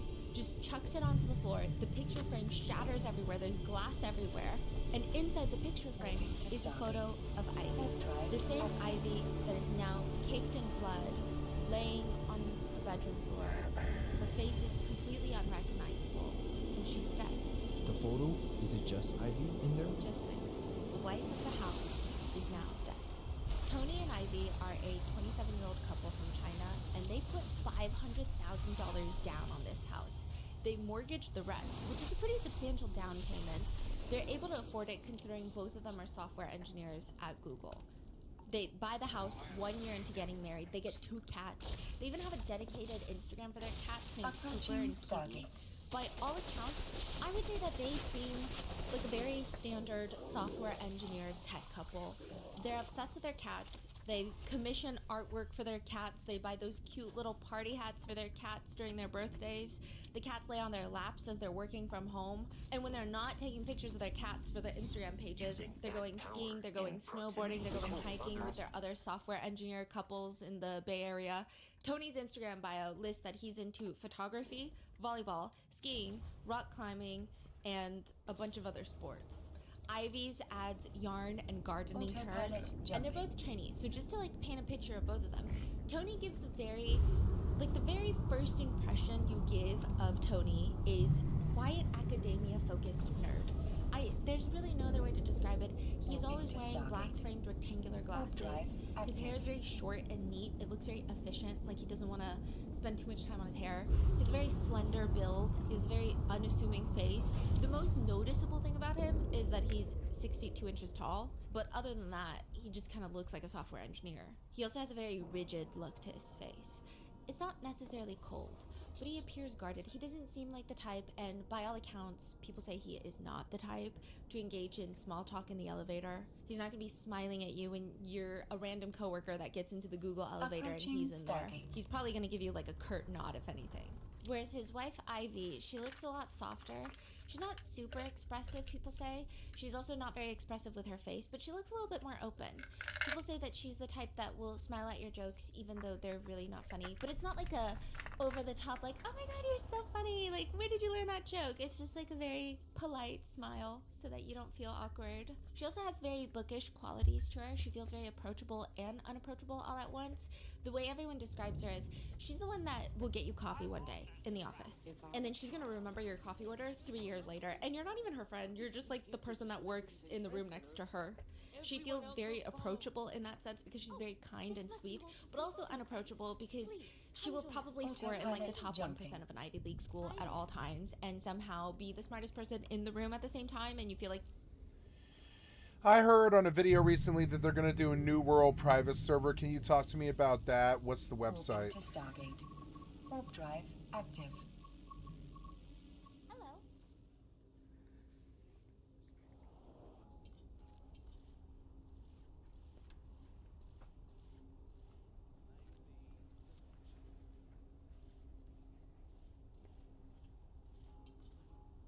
Hello.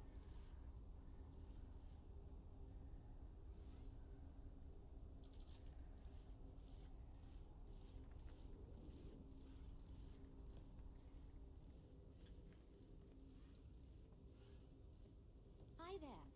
Approaching Stargate.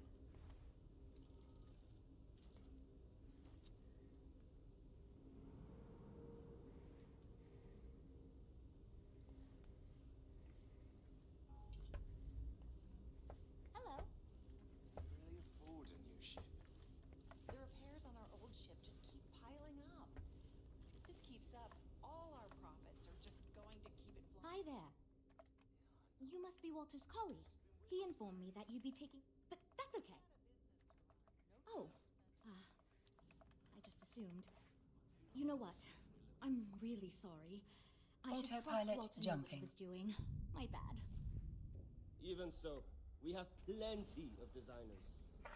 As you probably know, we're tasked with coming up with Stroud Edwin's next hit starship. But we have budget Moving concerns, to market Stargate. research to finish, Warp and we drive can't seem to agree active. on a design. So I guess Walter sent you to resolve these issues. Have at it. Ah, right, so you mentioned.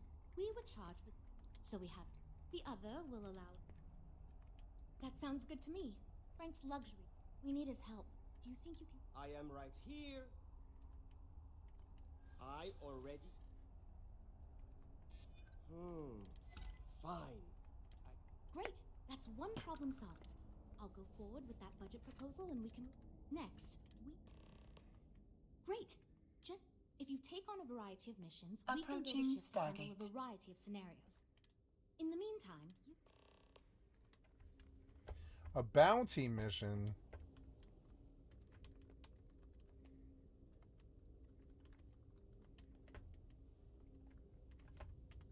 You know, I have...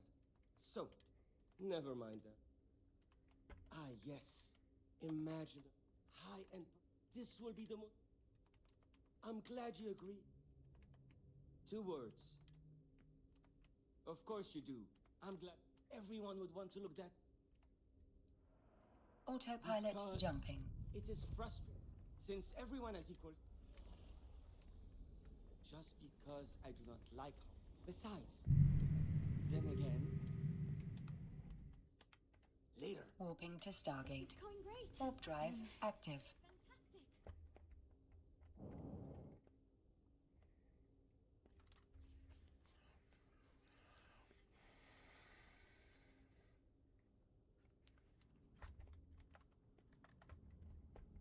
Fantastic. Approaching Stargate. Like you can't talk to them because maybe you feel insecure that you're not that smart. But she doesn't make you feel that way.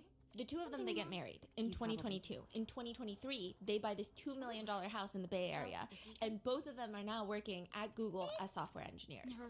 But just because everything appears to be near perfect from the outside does not make it true. Do you know people who are obsessed with their first loves? It's like a thing, okay? They don't marry their first love in the way that... I mean, the way that they think about their first love, you would think that they're possessed, to the point where they almost idolize their first love in a way that everybody around them is very confused. They talk about their first love as if this is a member of Blackpink, an idol that is untouchable, somebody that would never grace planet Earth ever again, and everyone around them is just thinking, I mean, they're great, but like, are we talking about the same person right now? Because this is so crazy. I don't know what you're saying. It's like this longing that they have this unreachable love. And you're like, no, and they're pretty reachable. Like, I saw him working at the vape shop down the street. He hasn't gone anywhere. I don't know why we're trying to make him out to be this Prince Charming that ran away. He's down there selling vapes. You can go get him tomorrow if you want. Probably tonight. I don't think he has plans. By the way that they talk about their first love, you would think that they were the one that got away and became an Oscar-winning actor and actress that they'll never be able to connect to again. It's never that serious.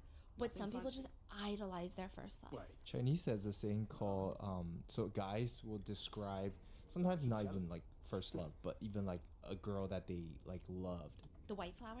White, they call it like white moonlight. Yes, white moonlight. White moonlight. That's what I'm just about to say. Oh, Okay, okay. so they call it white moonlight. And then there's the other aspect where they call it like the red rose or something, like the red moonlight. So some people idolize their first love as this white moonlight, so pure, so innocent. Just, pureness. And then a lot of people will start idolizing this red rose, which is a very passionate love. So this comes later in life, but this is a passionate love that they don't end up with, but they remember this relationship. And so there's almost this very annoyance that people have in China of when guys are always haunted by either the white moonlight or the red rose, and it's just like, get over yourself. It's not that big of a deal. There's even books written about this in China where a female author writes about how men tend to have two loves, the white rose and the red rose. They have two love interests, and they're going to pick between one of them. So the white rose is the first love. But if he marries his first love, she's no longer going to be the white rose.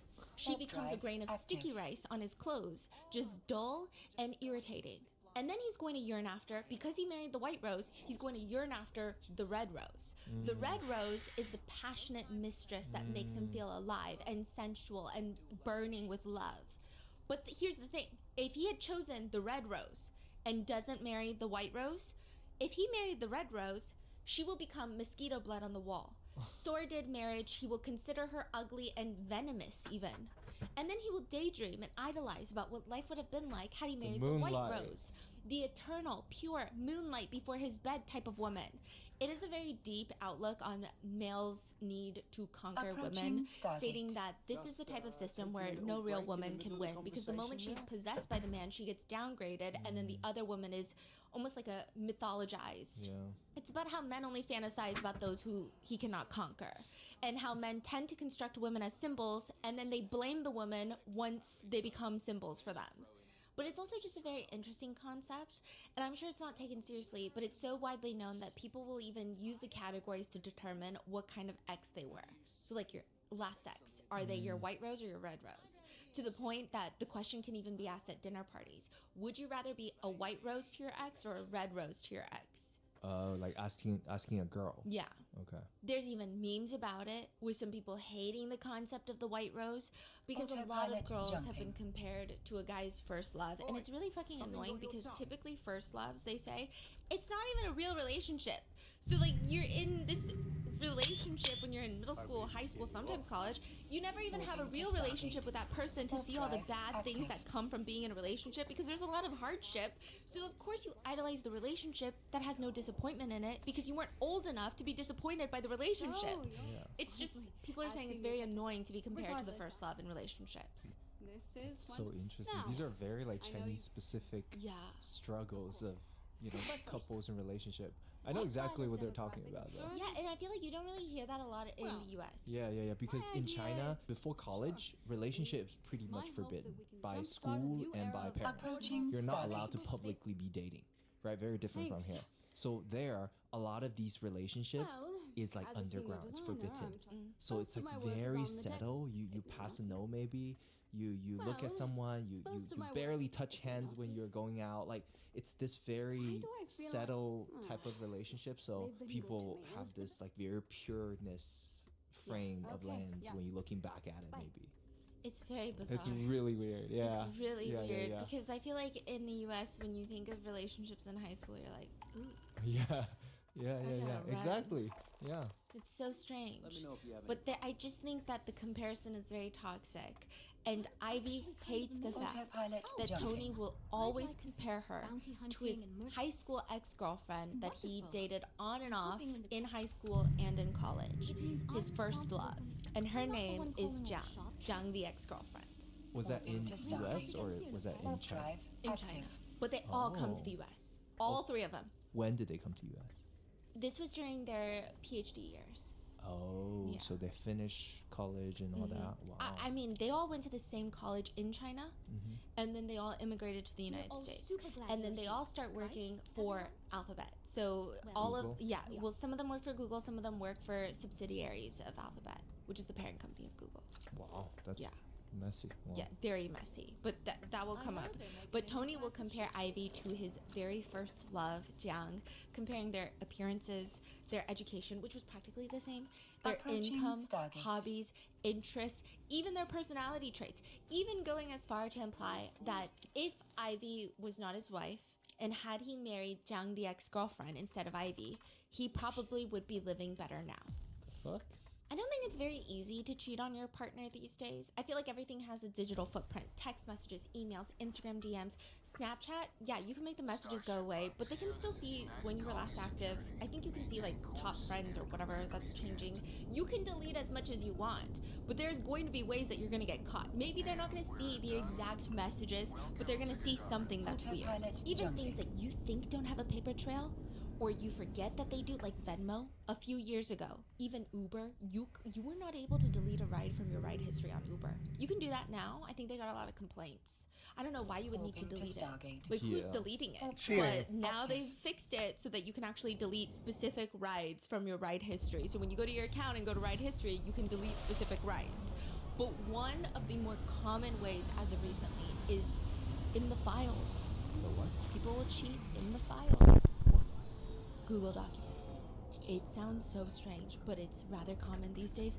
People will use a Google Doc, like a shared doc, to have conversations in real time. What? Because when you share a Google Doc, people can comment and it updates instantly. Yeah. So So people they will use that have- as a text message. Yes. And no one Holy. goes through their partner's Google Docs because you're like, what's in there? Nothing. Work stuff. I guess that's very on brand Why do so many people cheat? and with For their Google, job, right? So, I mean, but one person on Reddit posts, my husband used Google Docs for 3 years to communicate with his affair partner. They had a shared Google Doc where they would talk and make plans. I mean, it was simple but effective. I read it all. The virtual sex, the I love yous, the secret meetings. I had my soon-to-be ex-husband's password, and I would occasionally snoop on his phone to ease my mind. But in 3 years, I never thought to check Google Docs. In a shared document, you can type back and forth like a chat, even leaving comments to things, and it gets updated in real time. Because typically people use it to collaborate on work or school projects, and it's unconventional, but that's the whole point. That way nobody will know who you're talking to. Your partner's going through your text messages, highly unlikely they're going through your Google Docs to make sure you're doing anything weird there. So she's just letting everyone know, hey, just so you know, check the Google Docs. Wow. Well, we know someone who used cash transfer app, right? Yes. So there's like this cash transfer app where you can message someone, I guess, to like send money. Yeah. And they were using that chat, which is crazy. But it's not public, but still. And Google Docs is also, I think both of them are equally so insane, especially if it's titled, like Google Docs, if it's titled something as boring as like budget sheet for Q3, who's gonna look at it? If you want to look at something very private, someone's inner thoughts, something that they're hiding, you might even go through the Apple Notes app. You're not gonna go into Google Docs. You're not gonna go through somebody's Google Docs unless you're Ivy and you happen to stumble upon a Google Doc file between Tony and his first love from college, Jung, the ex-girlfriend. It is a nearly 20,000 word document detailing how Tony and Jung, the ex-girlfriend, miss each other, how right before Tony proposed to Ivy, he had first asked Jung, the ex-girlfriend, if she would consider transferring to work at Google instead of working at Waymo, which is all part of the same umbrella company, but instead of working at Waymo, yes, that's like the driverless cars. She works at Waymo. Transfer to Google, move to the Bay Area because she's working at Waymo in Seattle. Move to the Bay Area and they could buy a house together. They talk about how Jung, the ex-girlfriend, said, no, I don't want to do that. And that's why he does everything else with Ivy instead. So once the ex-girlfriend said no, he proposes to Ivy, he gets married to her, and they buy a house in the Bay Area together.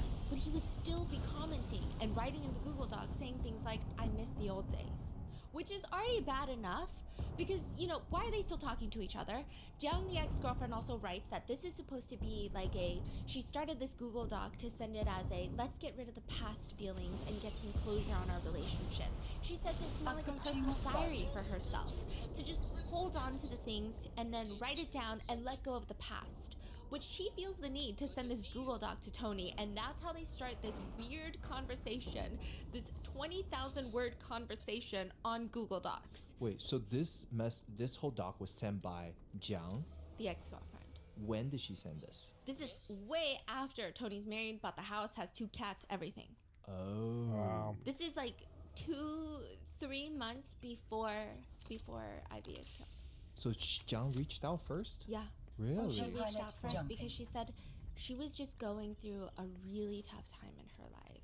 She says out of everyone in her life, he's really the only one that she can confide in.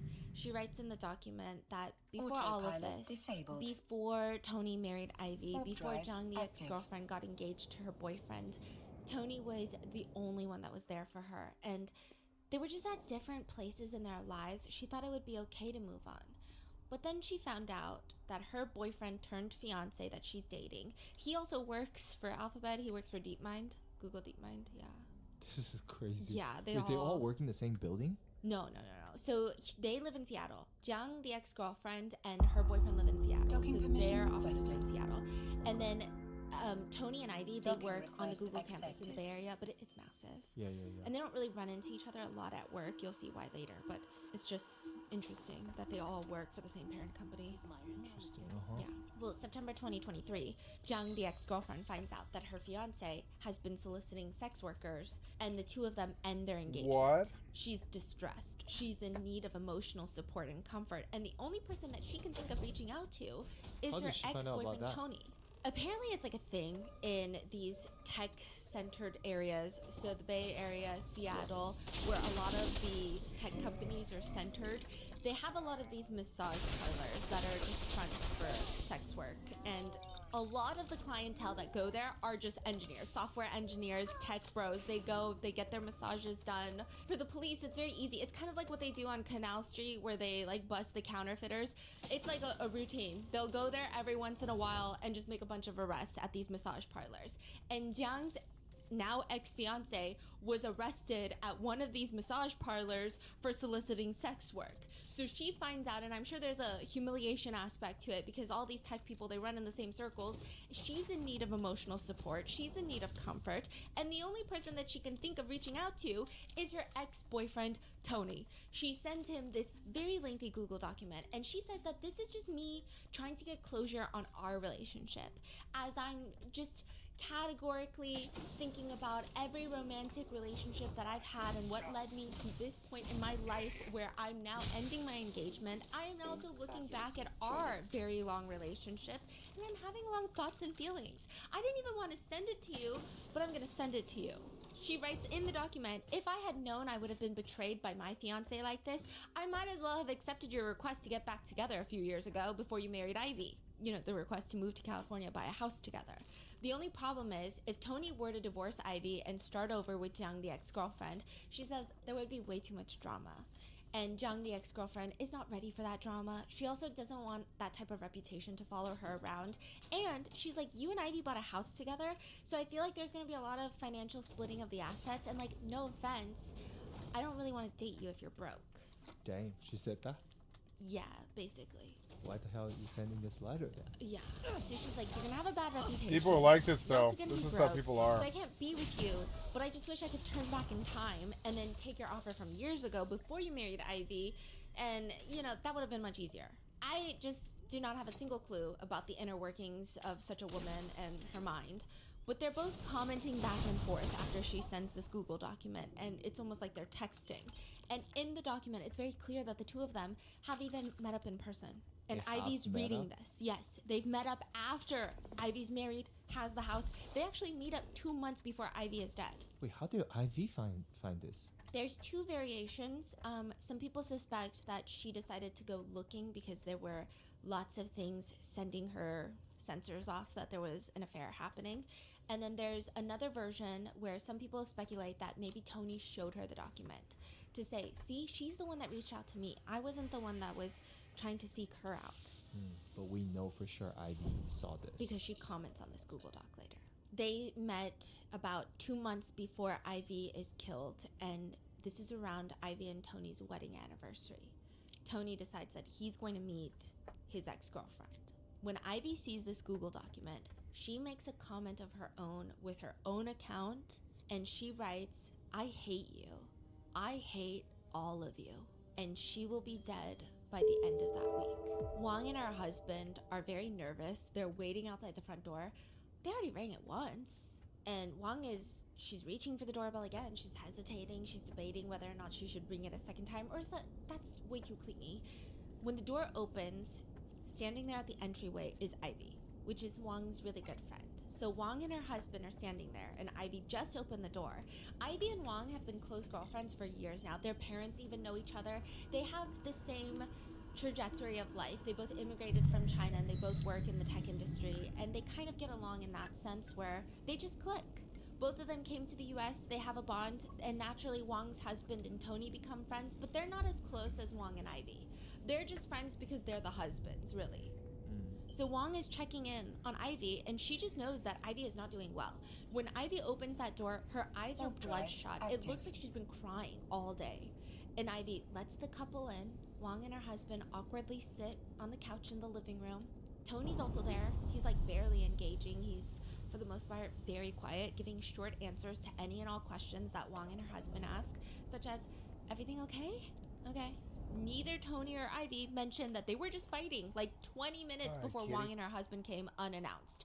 But they don't really need to say anything because this is the most awkward living room gathering that they've ever had. Wang and her husband tried to steer the conversation to work. kitty. How's work been? Because you were talking about work. And Tony will barely respond to any of the questions. Ivy starts responding for him. That, he's just anxious with all the ongoing layoffs in the industry. He's just worried about getting laid off, and if he does, he's gonna have a hard time finding another job in the industry. And then the doorbell rings because Wang and her husband had ordered food, and she thought maybe if we just eat together, it's gonna make it less awkward, like ease some of the tension. They thought it would help. Whatever is happening between Tony and Ivy, it's just very tense, and Wang wants to help. So they sit down, they open up all the to-go boxes, and Tony is just quiet the entire time. The only time he responds is they go, Tony, do you want some rice? Yeah, that's it. No other response, nothing. He's not even engaging. During dinner, Ivy tries to answer all these questions that Wang and her husband are asking. Oh, yeah, he's just stressed from work. He was saying that he was having some auditory hallucinations recently and muscle tension because he's been so stressed. Wang and her husband don't really know how to respond exactly because this is the first time that they're hearing about something like this, but they want to be supportive. But they say it was just weird because Ivy said that he's experiencing all these crazy things from the stress of work, but they don't see anything out of the ordinary. Nothing indicates that he's listening to the walls and hears voices where they're not coming from. He just seems quiet. He just seems like he's pissed off even, or just got into a fight with his partner. Nothing about it seems like he's having a full mental breakdown. So maybe that's just something he told Ivy. Nobody knows. The rest of that dinner, largely silent. Nobody's really talking. Wang and her husband, they're just offering surface level comfort at this point, because what else can they do? And as they're about to leave, after the most awkward dinner that they've ever experienced, when they get outside, Wang's husband goes to the car, and Wang is standing there. Ivy pulls her aside, and she's telling her, I think I'm gonna divorce Tony. What? Why? He's still talking to his ex-girlfriend, and we had a fight earlier today, and he said things like, my life would have been so much better if it weren't for you. When was this in the timeline? This is a few hours before Ivy is dead. This is the What? The night of. And Wang wants to stay, but Ivy's like, just go. Like, I'll text you tomorrow. Just go. It's fine. Like, you guys already stayed long enough. I mean, what are they gonna do? Go through another awkward dinner? So Wang gets in the car with her husband. They drive off. And they just feel really off about this. I mean, the only reason that they even showed up today is because earlier that day, so they just had dinner with Ivy and Tony. But earlier, for lunch, they were hosting this huge lunch gathering with like 9 of their closest friends. It's been on the calendar for a while, but Ivy texts Wang last minute telling her, hey, we're not gonna be able to make it to lunch. She's like, what do you mean? Why? We've been planning this for so long. All of our friends are coming. You have to come. And she's like, no, it just Tony's really stressed about work, and so I just don't want to go. The whole lunch, Wang feels really weird about this. She's feeling very uncomfortable. And then a few hours right after lunch, Tony's parents call Wang, because all their parents know each other back in China. All their parents live in China, but they all kind of know each other, and they know that all their kids are friends. The parents from China is calling her? Yes. So it's not like, oh, their parents were all family friends and then the kids were friends. It's like all these kids became friends, and then they introduced their parents all to one another. Okay. And they all have each other's WeChat's numbers. So Tony's parents are WeChat calling Wang. And she's like, what's going on? This is so random. She picks up, and Tony's parents are like, hey, listen, I would not have called you unless something serious is happening. But have you spoken to Tony or his wife, Ivy, recently? He hasn't been in touch for like the past month, and this is very unlike him. And when I tried to talk to Ivy, it seemed like they were going through a fight. It seemed like they were just not doing well, so I don't know what's going on. Wang is like, well, I was supposed to see them for lunch, but they didn't show up. She hangs up, and this seems to be the biggest factor of why she goes over for dinner. I think that if her friend just said, I'm not going, maybe she wouldn't have gone for dinner, because it's very intrusive for her to just barge in and be like, why are you guys fighting? Tell me about your fight. Let's talk about work. It seems like a lot, right? But it's the fact that Tony's parents even called her. So she's like, I gotta do something. She gets her husband in the car and is like, we have to go visit Tony and Ivy. Like, I'm not gonna be able to sleep tonight unless we go visit Tony and Ivy. They even order the food almost as an excuse to stay longer and try to get more answers and try to help more, but it just is so uncomfortable. There's no talking, there's no reasoning, there's no comforting, there's nothing. The whole night, throughout the entire dinner, even after their demeanors are off, they both seem unusually quiet. Ivy, there were moments where Ivy would be responding and then she would just zone out. Tony's even more quiet than normal. So Wang and her husband, they drive home that night, and they just cannot shake this feeling that something bad is happening. Tony and Ivy's relationship has been really rocky since the beginning. Technically, on paper, I would say that Tony and Ivy are perfect for each other. At least most people would think that. Both of them graduated from Tsinghua University, which is one of China's top universities. It's like their Yale. It's their Harvard. Yeah. And even there's, the little quizzes that give you impossible options. Like, you can pick to have one, $5 million. Your pet gets to live forever. You get to marry your soulmate. You get to graduate from Tsinghua. Most people would choose Tsinghua because it's not even just like you get the respect, the reputation. Yeah. It is the most elite school that you can get into. And education is weighted much heavier in Asia. Yeah. It doesn't just make you a better work prospect, it's just the prestige. So they both major in computer science and engineering at Tsinghua University. Then both of them immigrate to the US and Does that mean like his first love also is from Tsinghua? Yeah. Then they both immigrate to the US, and both Tony and Ivy, they finish their PhD in computer science at UC San Diego. So once they graduate from UC San Diego, they go naturally to the Bay Area to join. Well, they were just trying to join one of the Mango companies. They used to call it something else, but now they call it Mango. So it's Meta, Apple, NVIDIA, Google, and OpenAI. When you say that, like they were not dating in college in China, though, right? They were not dating at Tsinghua University. They start kind of becoming closer at UC San Diego. Okay. Were they friends? Some people say that they knew of each other at Tsinghua. Okay. But he was still on and off with his ex-girlfriend at Tsinghua University. I see. Then at UC San Diego, they were friends, they kind of knew each other, and then they started slowly dating. Got it. So right after graduating, they both don't actually immediately go to Google. Tony goes to Google, and Ivy actually goes to Amazon as a software engineer. And Tony specifically starts working at the YouTube Shorts algorithm department of Google.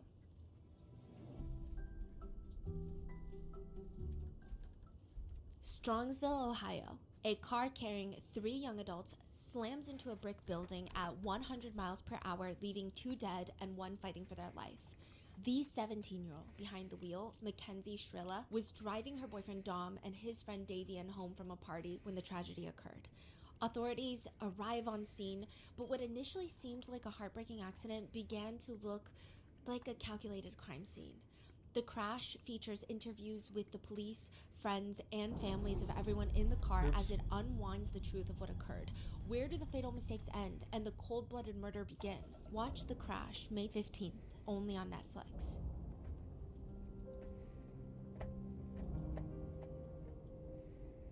I've discovered the secret to fresh, easy laundry days, and I'm never going back. Tide Evo tiles have evolved my laundry game for the better. Tide Evo is packed with 6 concentrated cleaning layers that activate instantly in water to fight 100% of common stains, including grass and dirt. There's no measuring, no pouring, and no mess. On top of that, Tide Evo has the environment in mind. I feel good buying a laundry product that doesn't come in those big, bulky plastic containers that I think takes a long time to break down. Tide Evo tiles come in completely recyclable packaging, and they work just as great in tap cold cycles, meaning less energy wasted heating water.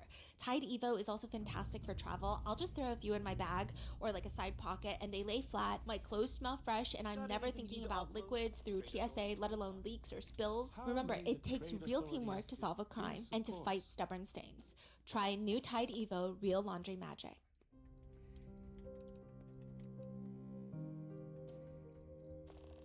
So on paper, it seems like the two of them are on the same page. Their resumes are stacked. But for the very super cutthroat Chinese matchmakers, they would say that Tony is marrying down. Which makes me want to punch the nearest car salesman in my vicinity. But they say that for high school. Tony attended Chengdu No. 7 High School. It's widely regarded as one of the top schools in the province or even the entire country of China.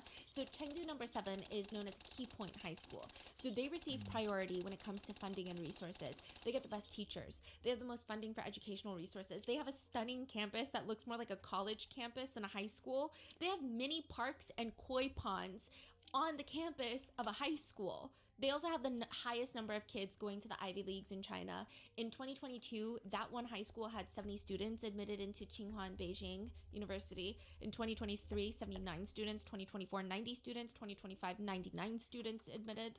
They also have a study abroad program, which Tony went to for his senior year of the high school. It's $50,000 a semester, just so he can study in the US. Classmates remember Tony coming from a very, very well-off family. They believe that his dad was a leader in some sort of government-affiliated organization. He had a thing for model airplanes. He was like a key member of the school's Science and Technology Association that his parents were involved in. He would also write these like study tips for other classmates of like how to systematically remember material. Yeah, he even won a province-wide, statewide award when he was in elementary school for Outstanding Youth Citizen of Sichuan Province. So they're saying he went to this high school and his parents are very powerful in the government and they seem very well off. Ivy also comes from a very good high school, a Key Point High School in her province. Really cutthroat school. The school has a very brutal hierarchy starting in middle school where you get a rolling class system. So students are ranked and reshuffled based on exam performance. Your ranking, right? Yeah, so class 1 is known as the Key Point class. They get the best teachers and the best resources. The brightest students, toward the end, all the way to class 27, you really have students that are like left to fend for themselves, if you will. And this high school is already like the smartest of the smart kids. So if you're in the more advanced classes, the elite and key point classes, you typically end up studying a lot more. It's relentless. It's normal for students to forego lunch breaks and routinely study past midnight. Some of them will stand up against the walls in the hallway to stay awake to memorize material. The school though, this school specifically that she went to, so Tony's school, most of the kids were really well off. Ivy's school, there's a huge wealth gap.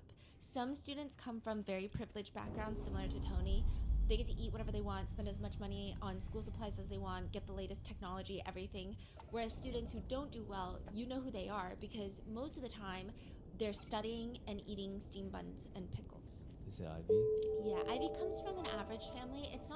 She doesn't come from a family that's not doing well, which honestly, you would think that this is a better catch because Yeah, it's more impressive, right? yeah, but I guess when you are talking about East Asian culture of prestige and family lineage, they're like, well, Tony's a super catch, Autopilot and engaged. Ivy is just a poor girl who clawed through it to become even more successful. Just a small Who cares town about girl. that? So she comes from a Born very and average raised in family. I mean, they were okay. So much so that even during Ivy's senior year of high school, Ivy's mom quit her job for a year, which is actually very common amongst the more average families in terms of socioeconomic status. For the privileged families, usually one of the parents don't work.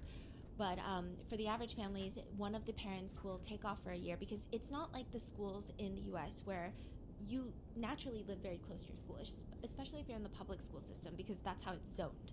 You go to a school because you live in that zip code. But in China, you have to travel to certain schools, especially if you get into one of these key point high schools. So her mom quit her job, so they rented this tiny little apartment near the high school campus so that she could support her full time. They're known as full-time study support moms. There's like a whole culture and language and groups about it. Parents relocate because they want to eliminate long commutes. They want to make sure that the kids don't have to do laundry, commute. They're cooking all the food. Ivy maintains consistent high rankings all through high school, and ultimately she scores 702 out of 750 on the 2014 Gaokao, yeah. Like the exam of the college entry exam. And she is the city's science top scholar. So she scores the highest in science. With one teacher saying about Ivy, she's very well behaved and introverted, not usually expressive, Lost my but pen. she's particularly outstanding in the science subjects, still balanced across Oh, no, it others, is hers. including English and Mandarin. Her grades are excellent, and the Gaokao was exceptional. She also holds herself to very, very high standards. The teacher recalls that one time she forgot to bring her books to class, and the teacher is like, okay, I know you, Ivy. Like, you're not one of those kids that's messing around and forgetting carelessly. Like, it's just one day that you forgot your books. She was, like, sobbing just in the corner because she was so disappointed in herself. She was so upset with herself for making a dumb mistake like that. But and both of them end up at Tsinghua. But because Tony's parents are high up in government positions and Ivy's parents are just normal, well-to-do people, the matchmaking, according to a lot of people, was not equal. According to a lot of people that you would maybe want to punch in the face. But they're not working with matchmakers. They're just naturally meeting each other at either Tsinghua or UC San Diego.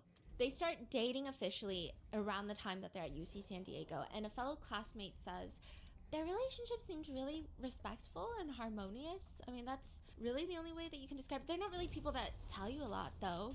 So it's not like everyone would know about their dating history. They're not really someone that like posts lovey-dovey things on social media. They're not going around just like making out in hallways. They're just very private. They say that Ivy barely spoke. I mean, she's very quiet. She's not the type to be like, oh, this is my boyfriend. This is who I'm dating. Let me tell you about my relationship. So people don't really know, but it just seemed like a good match just based off their energies. So when they graduate, they're still dating, now working at separate companies. And Ivy decides that she's going to make the very unusual choice of leaving Amazon to go work at Google. Now, I will say, I have heard that Google is a better working environment than Amazon. However, Ivy was up for a promotion when she left Amazon. So they are all making very, very good money. Yeah, right? it estimated probably total compensation $200,000-$300,000 a year. Each. Yes, each. Autopilot Okay. jumping. But like he was comparing her to her ex in money and income, right? He was talking about that. Yeah, so I was looking at, I mean, I couldn't get a exact, but How could they possibly be worth $300,000? based off of their job descriptions, it seemed like maybe the ex-girlfriend was making a few tens of thousands of dollars more a year, which is a lot, but not really when you're making $300,000 a year. Yeah. It's not So like one of them bizarre, is making $300,000 and the other one's making $50,000. Yeah, it's almost like he just want to put her down Yeah. for whatever, everything, right? Everything, because that's what he does at Amazon. So she's working at Amazon, and like I said, yes, I have heard that Google is a better working environment. So naturally, a lot of people might leave Amazon to work at Google depending on the position that they want to get into. But Ivy is up for a promotion at Amazon. So technically, a lot of people are saying it would be a lot more advantageous had she stayed at Amazon, got the promotion, maybe even worked in that position for a little while, and then she could actually, reapply to Google, and she could probably get in at a better position and a better pay, total comp. Yeah. That's what a normal person would do. But why did she move to Google all of a sudden? Like, did she just really want to work at Google? Was there an opening and she was like, you know what, I don't mind taking a pay cut and I'll just go work at Google. But people who are really close to the couple say that's probably not why. They say that Tony, he's very calm, but he seems really controlling.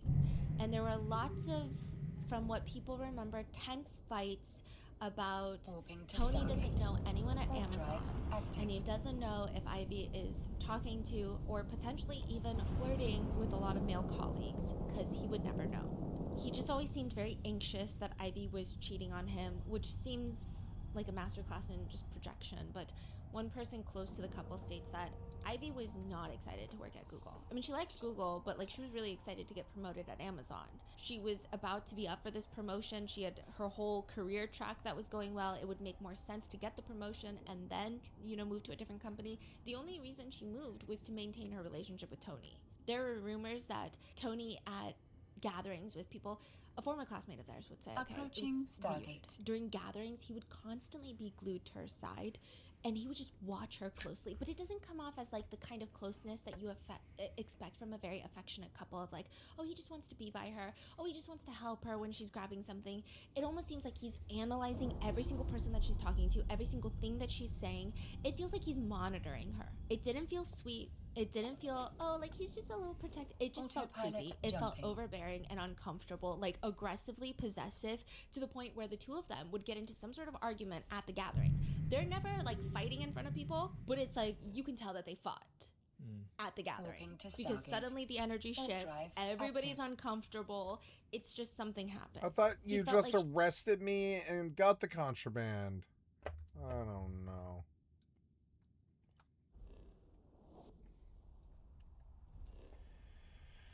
Okay, I screwed up. I suppose I should go back, I guess, to Jemison. Yep.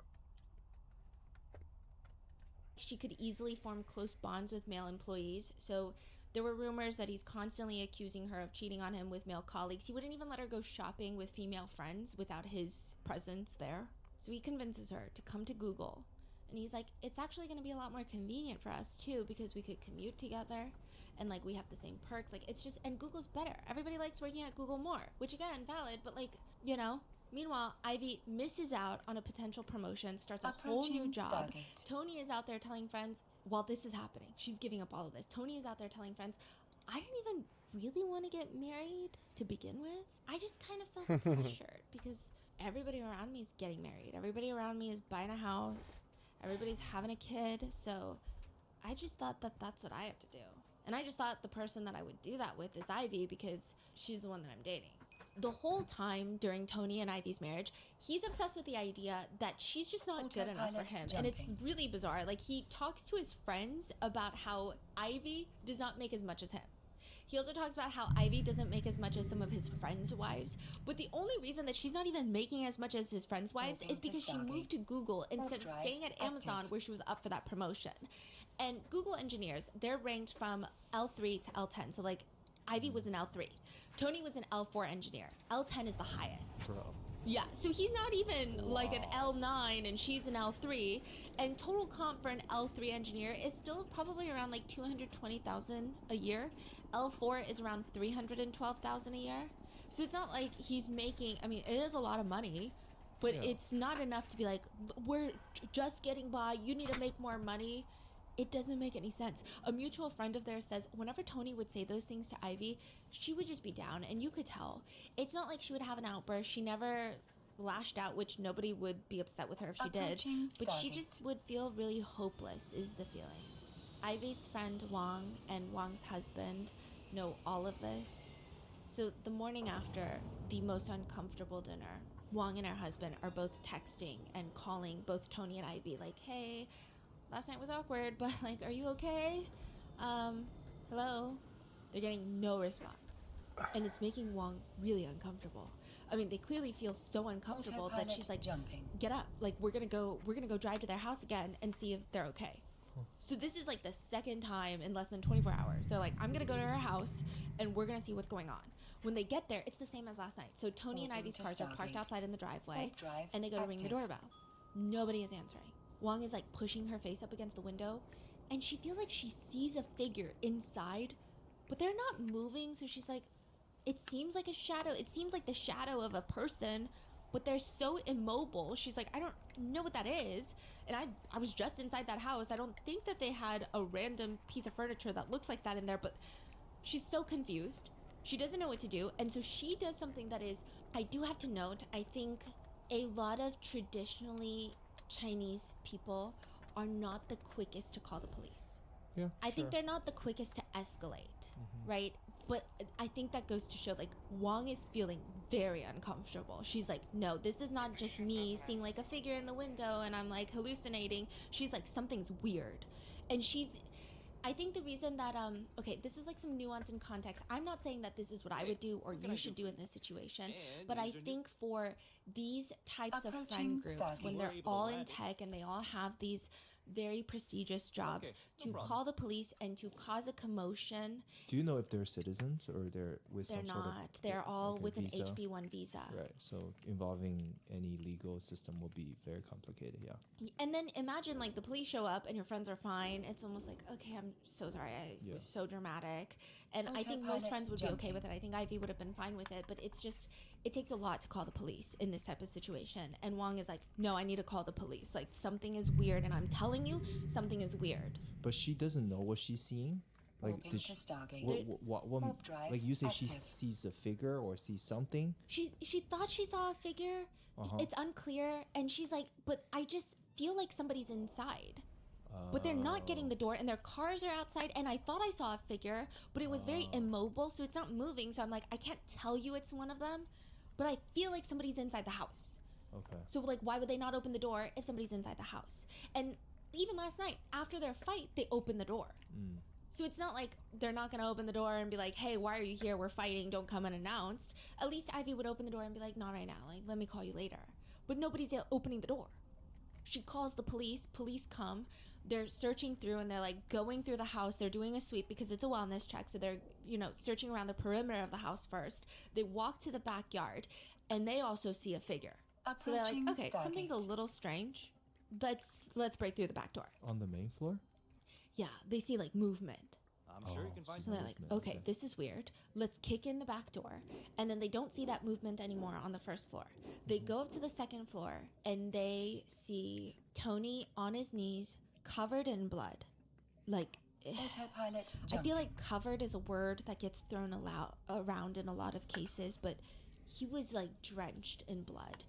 The whole room was drenched in blood. This house was dubbed the murder house in the Bay Area because that whole room, the carpets, the walls, everything had blood splatter everywhere. To a degree where it almost doesn't make sense. The way that the police describe it, it almost seems like, how can there be that much blood? And he's on his knees and he's got his hands in the air and he's just staring at Ivy's body. Ivy is laying on the ground next to him and she has like dried, matted blood all over her face. Her face is unrecognizable. And I think the part that was the most alarming for authorities is her face is not unrecognizable through, typically bullet wounds will make a face unrecognizable. There's no gun involved. There's no knife involved. There's no weapon involved. Tony had punched his wife to death with his bare hands. And she's unrecognizable from the force of his punching. He punched her repeatedly until she died. And when she was gone and he was sure that she's dead, he continues punching her. 2 months before Ivy's murder, Tony has a lunch date at Google. Google has those cafeterias, and he's going to be meeting his White Rose, his ex-girlfriend, Zhang, the ex-girlfriend. She's visiting from Seattle, which, like I said, she works at Waymo, and She just ended her engagement to her fiance who worked at Google DeepMind. She's technically single, but she knows that Tony is married to Ivy. She knows this. This is not like up for debate. He's not like, oh, we're separated right now. She knows that he is actively married. And during this Google cafeteria date where Tony works at Google. Is she here for work trip or personal trip? Personal trip for her birthday. Oh. So she's like, I'm going to go to California for my birthday because I want to see a concert. And he's like, hey, you should come to the fucking Google cafeteria and meet me for lunch. This is where Tony works. This is where his wife, Ivy, works. Yeah. And he's just meeting up with his ex-girlfriend, eating lunch. It's audacious. It's ballsy. It's likely the two of them are sitting there reminiscing about their past. I mean, there's got to be people who know both of them who are like, hey, I don't know why your husband's having lunch with some random girl in the cafeteria. Yeah, that's crazy. What made him feel so ballsy of doing that? There are multiple speculations. One, I think that he just genuinely does not care about his wife. Second, I think that he was worried that if he left Google campus to go meet Jiang, the ex-girlfriend, Ivy would have found out. Maybe they have Find My Location on, maybe something like that. And then third, he's still trying to convince Jiang, the ex-girlfriend, to transfer to SF to join Google. He's like, I'll refer you. He keeps trying to, in the Google Doc, he's like, I can get you a referral. I can get you a job. Why work at Waymo when you can come work here? So this is like him showing her the work environment. Yeah. And they're reminiscing about their past, which their past relationship is just, it's okay. I mean, they both started dating in high school at Chengdu No. 7 High School. They both get into Tsinghua University, but Jiang, the ex-girlfriend, is the type where she just seems like she really likes breaking up with him because he's obsessed with her. So she doesn't really, and I mean this with as much disrespect as I could probably have for this type of situation. She seems like the type of girl that will break up with him because she knows that he's always going to be around. But the minute that he starts loosening his obsession with her or starts dating somebody else, she starts going in and feeding him some attention, brings him back, and then she pulls away. And then the minute that he starts diverting his attention, she goes back and says some things. That's the energy that she gives me. And honestly, she is kind of a bitch, even the way that she testifies. I don't think she's the villain in this story because ultimately at the end of the day, Tony is the villain in this story. But she's also like, everyone is like, she's crazy. Yeah, for her to show up in even at the Google cafeteria, knowing that, you know, his wife works here too. Yeah. That's crazy. Even if you know, like she knows what's going to happen if the wife walks in. Autopilot jumping. And she is the type that she kind of is just keeping Tony around because he might be her best bet. So she's back because her best bet ended up getting arrested for soliciting sex workers at the massage parlor. So the way that it happened was she just keeps breaking up with him all throughout high school and college. Then Tony and Ivy go to UC San Diego. She goes to Carnegie Mellon for her master's. So they all come to the US around the same time, but they're in different areas. So she's at Carnegie Mellon, she's in Pennsylvania, and then he's in California. Naturally, they're not keeping in touch as frequently, but she'll reach out when she feels like he's not reaching out. But then she meets her fiance. Better background than Tony's. Wealthier family than Tony's. He got sent to this international school that would cost his family $400,000 to get his undergrad degree. What kind of school is that? It was like a whatever school. Oh, so they just cash in. Yeah, just throwing money. Okay. And so she starts dating him. Tony finds out that she's dating a guy that is above his caliber, and he almost forces himself to move on. And he immediately starts dating Ivy, and a lot of people think that the relationship escalated so quickly, nobody said it, but they felt like he was using Ivy to try to make Jiang, the ex-girlfriend, jealous, trying to comfort himself. It just felt like a rebound situation, but nobody would question it. So Tony is the one that actually pursues Ivy aggressively at UC San Diego. And the whole time, he's still kind of talking to Jiang, the ex-girlfriend. Eventually, they go to SF. Jiang, the ex-girlfriend, and her fiance go to Seattle.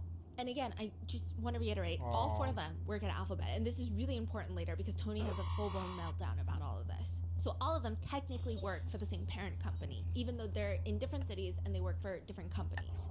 Now, Tony and Ivy get married. Tony explains to Jiang, the ex-girlfriend, it's mainly because, quote, the girl wants to get married. So he's like, I don't even really, and then you didn't want to get married, and the girl wants to get married, so I'm just going to get married.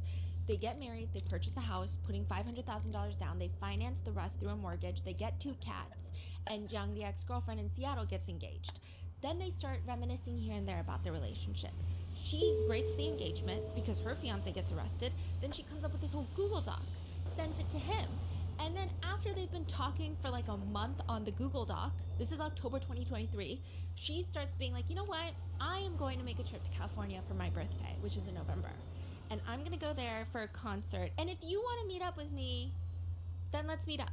Wait, so she sent this Google Doc to him? Yes. Instead of texting him or emailing him. Mhm. It's very clear she reached out secretly to chat. Yeah, and a Google Doc is crazy. Like if you wanted to send a goodbye message, convert it to a PDF, email it, mail a letter. Why are you sharing a Google Doc? Yeah. It's so bizarre. Yeah, and even if I get a Google Doc, I don't think about talking to someone through Google Doc. I would just text them and be like, okay, that was weird. Yeah. But yeah. So they start texting during this Google Doc, and a month in November, during Tony and Ivy's wedding anniversary, Jung, the ex-girlfriend, travels to California to attend this concert for her birthday. Before leaving Seattle, she makes plans to see Tony while she's in California, and she admits the whole reason of wanting to even go to California to this specific concert was because she wanted to see Tony. She says that, straight up. And that's how she ends up at the Google cafeteria eating lunch with her high school college ex-boyfriend. 2 days later, when Jung, the ex-girlfriend, is going to fly back home to Seattle, they meet once again, and he offers to drive her to the airport. She's like, okay, fine. So he drives her to the airport, and he wants to say goodbye. Jung, the ex-girlfriend, concocts a story that nobody believes on the witness stand when she testifies later, and she says that he kissed her on the cheek, and she felt it was very uncomfortable. She did not consent to that. What? Yeah. But then later, stories come out from an airport worker who was like, no, I remember that couple. And they were just like lingering the whole time, just like hanging out, lingering. So they're just saying, I mean, maybe she didn't consent to a kiss on the cheek, but it just like the whole energy was weird. Like they were all over each other kind of vibe. Well, you did so much worse than like that kiss, I feel like, right? So he kisses her on the cheek, and it was just, she claims it was not okay, and she was just utterly surprised by it. They part ways, and it feels like Tony doesn't even care about Ivy finding out, because she does not express to him in that moment when he kisses her on the cheek, like, that was not okay, that was uncomfortable, you shouldn't have done that. And again, this is not me saying like, oh, this was consensual. It's just weird. It's weird. The airport employee is like, what are you talking about? Like, you guys were kind of all but like, you know what, whatever. And she's like, no, I was highly uncomfortable. And there's a lot of reasons that she might want to say this in the courthouse. Anyway, she says she doesn't tell him at the airport that made her uncomfortable. So she just like leaves. He's under the impression things went really well because he kissed her on the cheek, they hung out, they spent time together. He goes back home. He doesn't even seem stressed about the idea that his wife is going to find out that he was just at the airport, even though it's around their second year anniversary. He's busy with his ex-girlfriend. And also, the timing itself does not seem coincidental. Jung, the ex-girlfriend, came to California for a concert for her birthday. Her birthday is November 21st. Tony and Ivy got married November 22nd. A lot of people think that Tony intentionally timed the wedding to coincide with Jung, the ex-girlfriend's birthday, so she would always have to think about him and his marriage during her birthday. Yeah, I can see that. Yeah. Just the way that he's so obsessed over her. Yeah. When Tony gets back home from the airport, Ivy is waiting for him. She saw his location at the airport, and she knew from social media that Jung, the ex-girlfriend, was in town.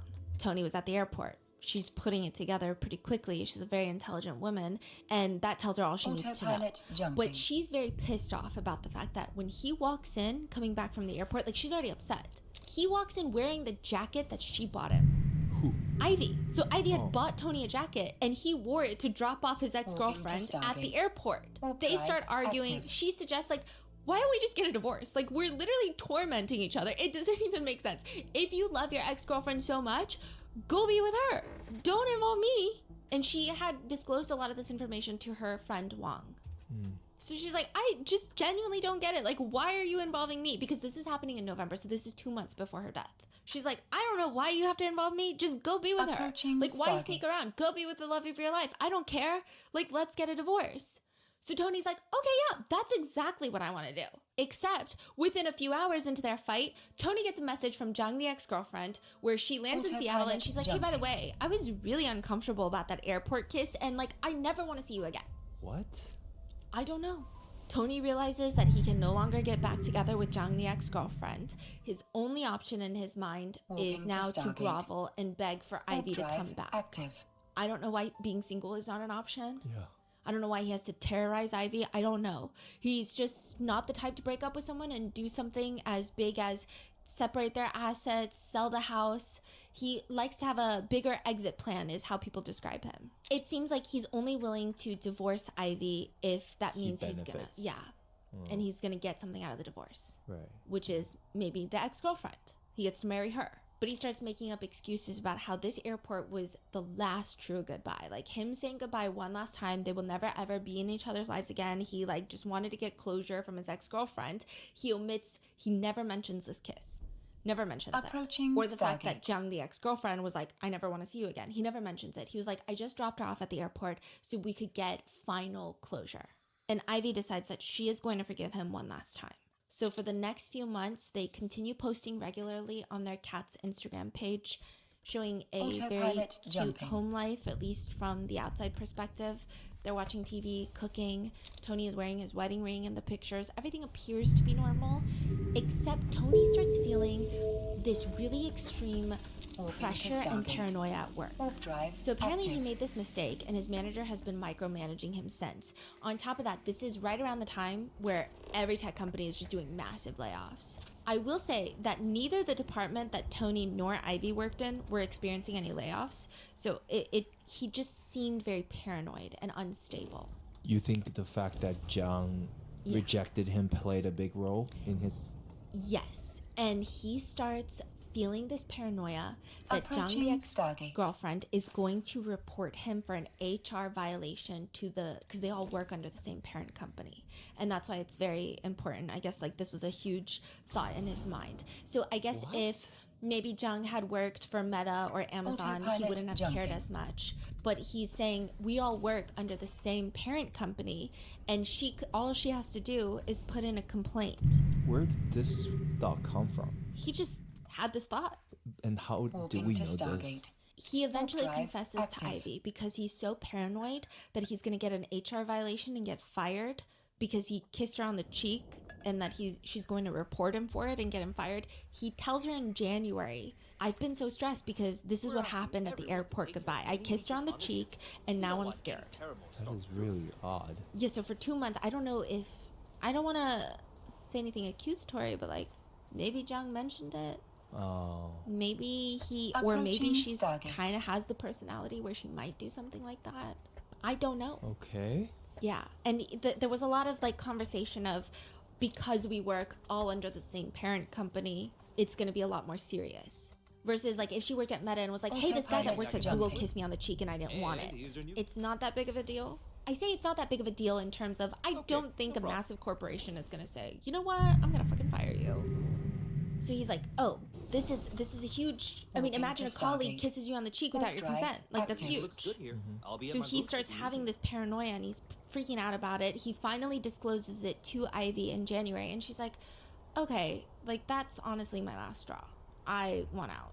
She starts digging and she finds the Google Doc. So you're saying they indeed stopped talking after that trip? Yeah. Jung, okay. Mm-hmm. Or at least not in a good way. Like maybe there were messages of like, no, I hate you. I don't know. There was no affair. There was no continuous messages of what if. That's so interesting. So Jung came over, had some hope of maybe connecting with him again, and then after that little trip, she's like, nah, I don't want you. Yeah. But he was like, oh my gosh, she's back. Mm-hmm. So weird. Yeah. So he tells Ivy, she finds the Google Doc.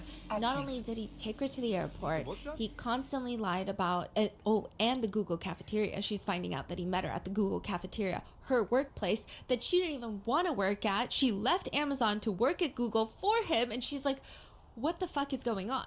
She finds out through the Google Doc that he had asked Jiang to get married and buy a house in SF, remember? And then she was like, no. So then he asked her. He wears the jacket that she bought him to bring his ex to the airport, kisses her on the cheek, lies about it, and all of this is happening around their wedding anniversary back in November. Anything I can So help you she's with? reading all of this, and she's like, okay. She writes in the Google Doc, I don't even know who you are. Love is Tony. a Like, I love thought I knew who sport. you were. I don't know who you are. I don't even know who you really are. Like, my life is a lie.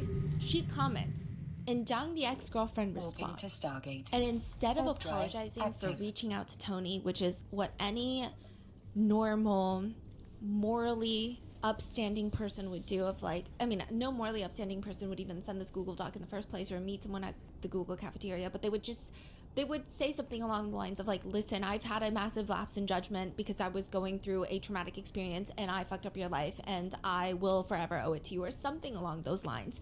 But instead, Jiang, the ex-girlfriend, has the nerve to write back, I know how you feel. When I was dating Tony in college, he would always reach out to his other exes or other girls. So it was like a really difficult time for me. The mistress is trying to sympathize with the wife vibe. She's the one that reached out to Tony. Nobody in Ivy's position would ever want sympathy from Jiang, the ex-girlfriend of all people. Like, it's just uncalled for. You're the one that asked the married man to meet up, and you asked him to take you to the airport for your birthday trip. Like, now suddenly you want to talk about how shitty he is and try to bond? Then Jiang, the ex-girlfriend, has the audacity to write in the Google Doc, Ivy, if I were your friend, I would tell you to leave the relationship. She's like, if you want friendly advice from me, you should leave Tony. That's crazy. And Tony can read this too, Yeah. right? Wow. And that is when Ivy comments, I hate you. I hate all of you. February 9th, 2024 is Tony's very first court appearance. It's his plea hearing. And he shows up with a helmet on. It's a human restraint soft shell protective helmet, usually for those who have displayed self-exit tendencies. He's wearing a Santa Clara Sheriff Main Jail shirt. He's wearing an orange jumpsuit, which in every district, the colors of their jumpsuits are very different. Different colors have different meanings. So in Santa Clara, orange is standard for general population inmates. Red is for those with a history of violence or high-risk behavior who require isolation. Or yellow, orange. and so he's wearing orange Yellow. and then a yellow on top of it. The one Tony is spotted wearing is typically mental health observation patients, is yellow, which Moving makes to sense Stargate. given the helmet that he's drive wearing. active. Yeah. He's wearing the helmet. He's walking out behind his attorney. And this is an attorney that his parents paid for because his parents are very well off. And this is another very infuriating part about this trial is Ivy's an only child. I think there's a lot, like a lot of nuance and context that maybe Chinese netizens and Chinese viewers will understand more. So, I mean, China was going through the one-child policy, and Ivy's parents had put everything into Ivy. Yes. And she was the success story, and then she's just gone, and they couldn't even get to the US because the US would not give them a visa to come. So the parents didn't come? No, they tried so hard. I think eventually they were able to, but they had to spend so much money trying to jump through hoops, getting attorneys involved, just to try to come to the US to attend these trials. Tony's parents had no problem. They came to the US and they retained an attorney in SF who is known for representing lots of violent men who specifically love beating their partners. He's like known to be careful with my words here, but he's known to defend a lot of people who are accused of DV. He's wearing Tony's wearing a helmet. He's almost like trying to hide behind his attorney, which doesn't work because he's 6'2" and he just looks dumb. He also lost a patch of hair. Could have been from attempted self-exit, but it's unclear. So a lot of Chinese netizens who were in the courthouse were like, there's just like a bald spot and it doesn't look natural. So it looks like maybe shaved. It looks like something's happening, but the helmet was in the way. His attorney later confirmed that yes, he did sustain a head injury, but could not provide further details. A lot of people think that they're just trying to lay the groundwork for a mental health defense, trying to argue diminished capacity, seeking to establish that he needs psychological evaluation and treatment rather than standard incarceration. When he walks out, he has this very blank and timid body language. However, I will say that his gaze looks like he doesn't look out of it. Like his eyes look sharp. He looks like he is in a decent state. He's analyzing, he's observing, he's taking it in. And during the 3 days, oh, and I'm sorry, I keep referencing it as a trial. It's not a trial, it's a preliminary hearing. So it's a 3-day preliminary hearing, but we still get lots of testimony. So we have the police that went to the house, they're testifying, and then you... Stargate. I'm going to take a break here, guys. I'm sorry. I'm just going to go lie down. Don't feel that good. Going to take a break. Going to kill my TV, lie down, but I'm going to leave the stream on, and I will pause the recording. Autopilot. Hi guys, I'm back. What's up? I will end this recording here and start over new, so I'm just here to say goodbye. So I love you guys. Thank you so much. You've been watching Skycatlive. I'm a full-time Ready gamer. I'm going live again as we speak, but I'm going to start the cycle over and put a whole new series of videos on YouTube. So we're going to upload here after I stop this recording with just a reminder that you have been watching Skycatlive. I want to be on 24/7, baby, and I think I'm going to. I'm just going to run 24/7. I don't even need to stop, I don't think. Oh, hello, little kitty. You're so cute. Cute little kitty. She's a cute little kitty. You cute little kitty. Okay, we're going to stop here. I'm going to stop the recording so I can upload.